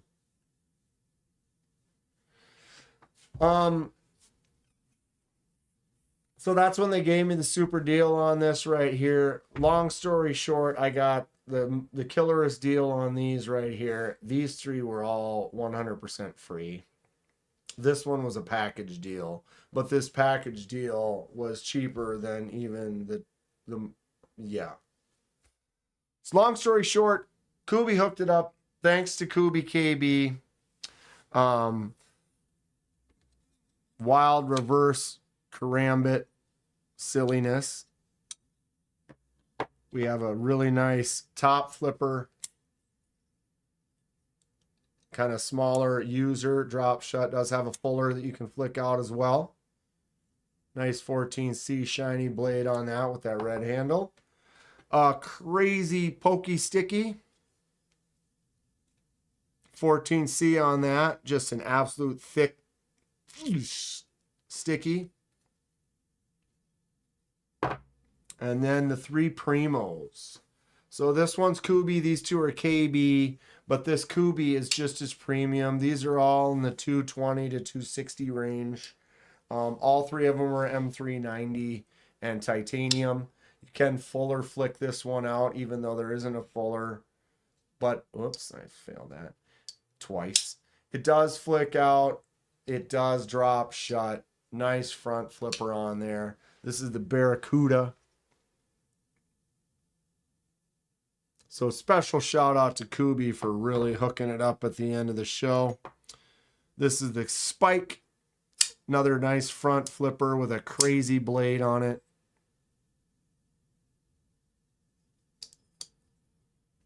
Not always a big fan of the carbon fiber, but this has that Asher kind of carbon fiber to it that I like with the bolster, with this satiny finish. Absolutely gorgeous. Cicero. And then maybe the favorite from the trip, the KB Eldorado slip joint. Again, M390, micro milled titanium. Awesome stuff. So literally less than $150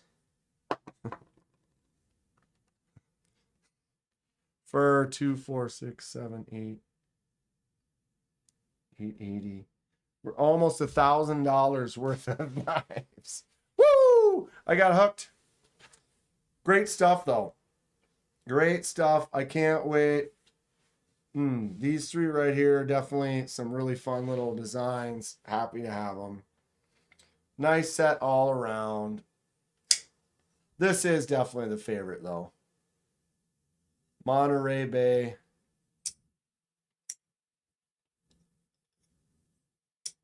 Can I? I did. How about that? 9:15.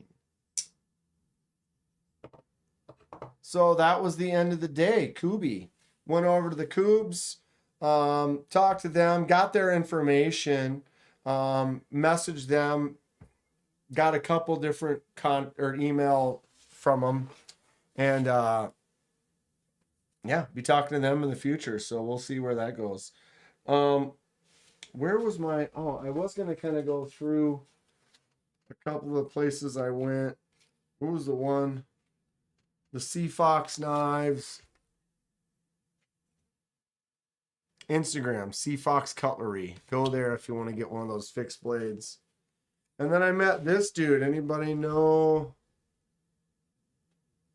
this dude right here? Joe Flowers.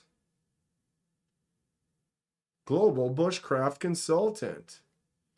Joe was over at the Condor booth. He's kind of a big celeb kind of dude. Real nice guy. Gave me his card. He was like, yeah, get a hold of me, we'll talk.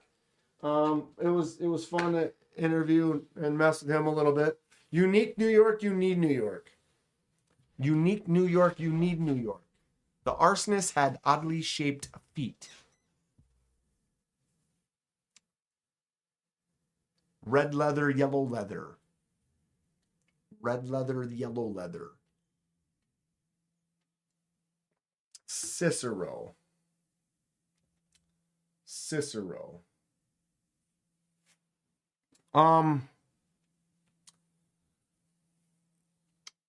Yeah. After the show, got some dinner, hung out, knife jam with some folks. Good time. Stayed up late, of course. I think we were up till 2:30 that last night. Just jamming like we do.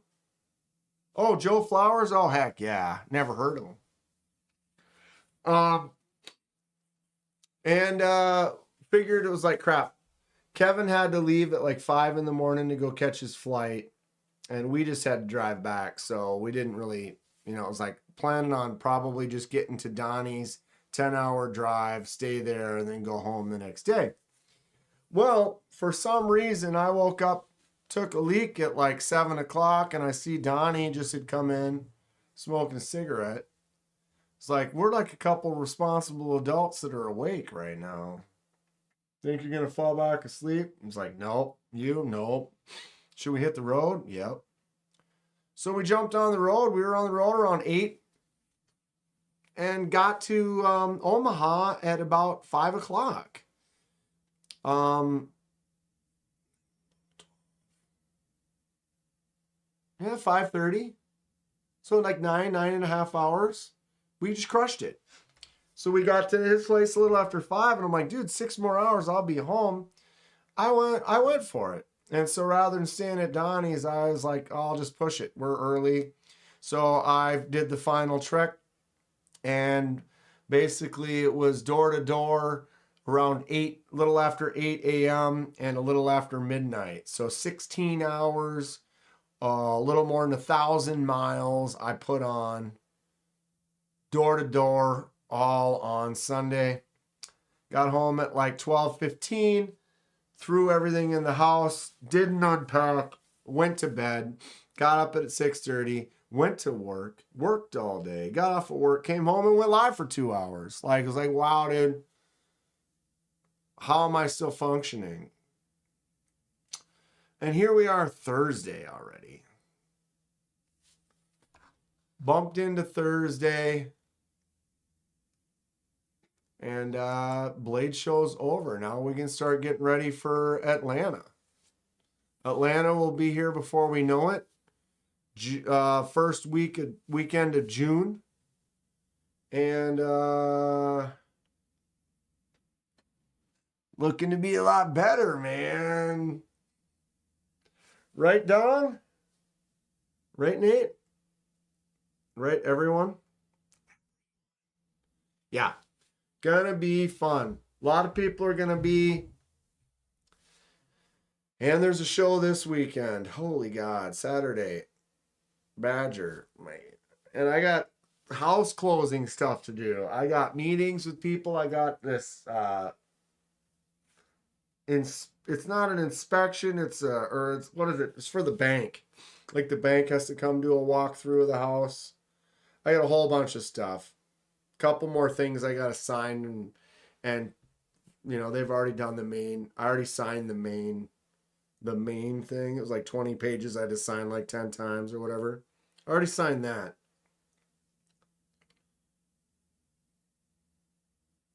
Have a great night, Ramses.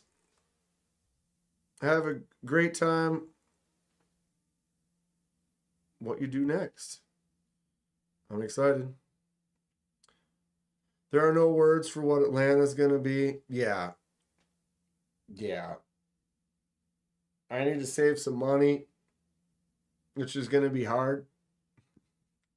I can't buy anything. I mean, I need to put it away, save it up. Got to buy a flight. I'm not going to drive to Atlanta.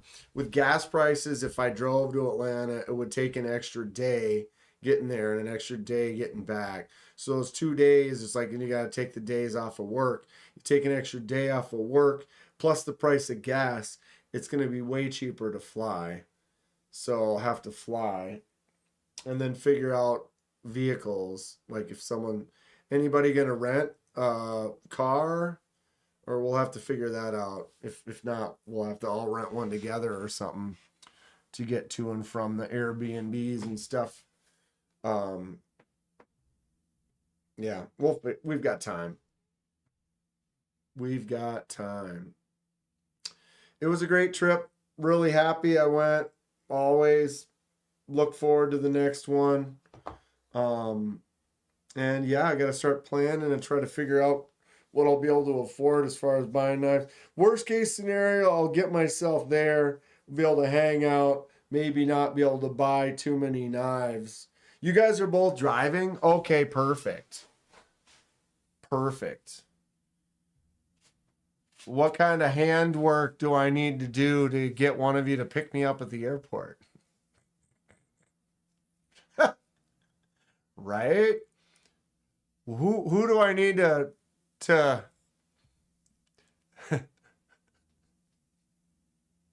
I mean, I'll totally get an Uber from the airport. That's fine.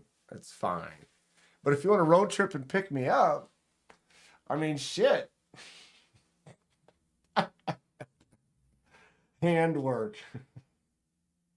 Just say the word, bro.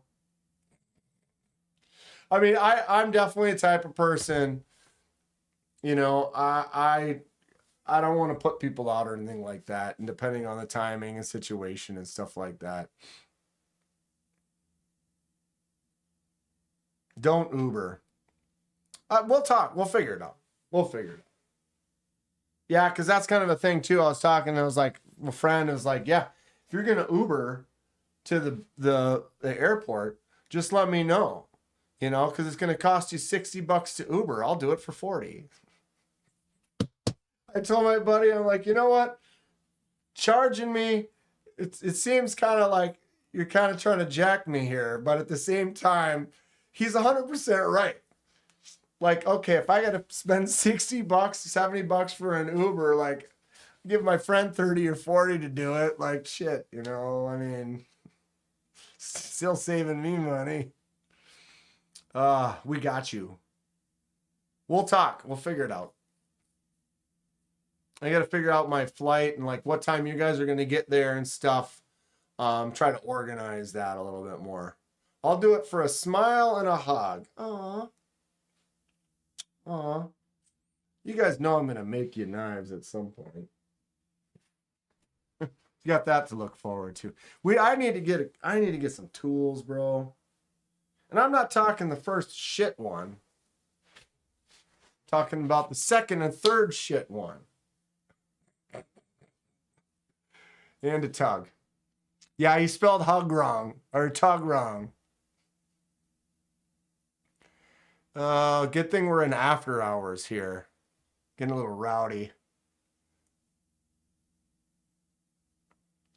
I've been on long enough that Robin was able to print out the flipper. Did you print one of these? It makes no sense.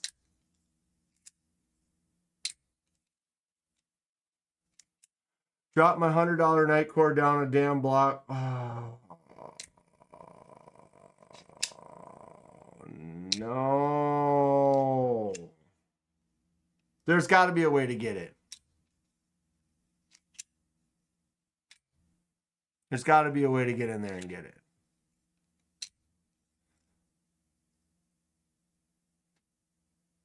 There's a way. There's a way. Something sticky. One of those long little grabby things. The action on this doesn't make any sense. It like literally this detent, it's a flipper tab. Yeah, but it's so satisfying. Get a trained rat. Will that work? Get me a trained rat. Gum on a stick. Yep. I did that once. I dropped, it was down, we were at a brewery and they had cases and it fell down. A sticky hand. Yeah. I took the handle off of a broom and then I took some duct tape and I rolled the duct tape up backwards into a flat tube, stuck it on the end of the dowel, shimmied it down the gap, and got it. I guarantee, I know you'll be able, you're gonna get it and you're gonna let us know you got it. We're gonna be like, choice. It's as cool as this is backwards. Fully. Cool cats. You'll get it. Well, that's my time. 3.5 hours here. I think we did all right. I got most of the story. I feel like I missed some, but it's fantastic. Fill the cavity with water. Use a fire extinguisher to freeze the water. Lift the block of ice. 105 inches down. I think you can do it.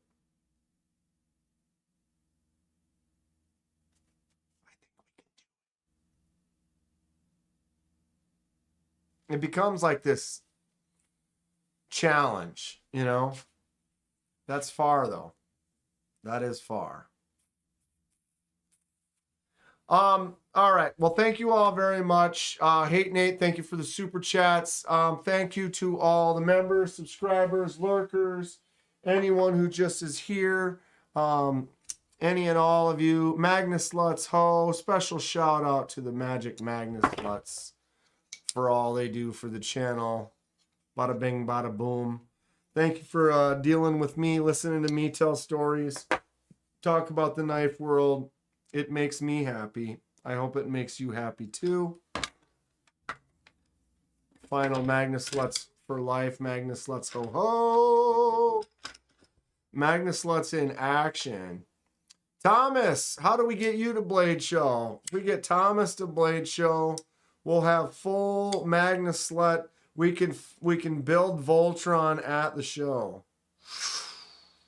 That'd be choice. Count your blessings. Yeah, every day is a blessing. Life is crazy. I think you're going to get it, Cicero.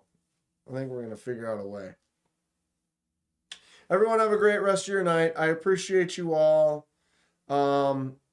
Stay sharp. Stay classy. Have a great evening. Stay healthy. Stay safe. Find some cool new knives for me to look for in Atlanta. This is some of my favorite times, kids.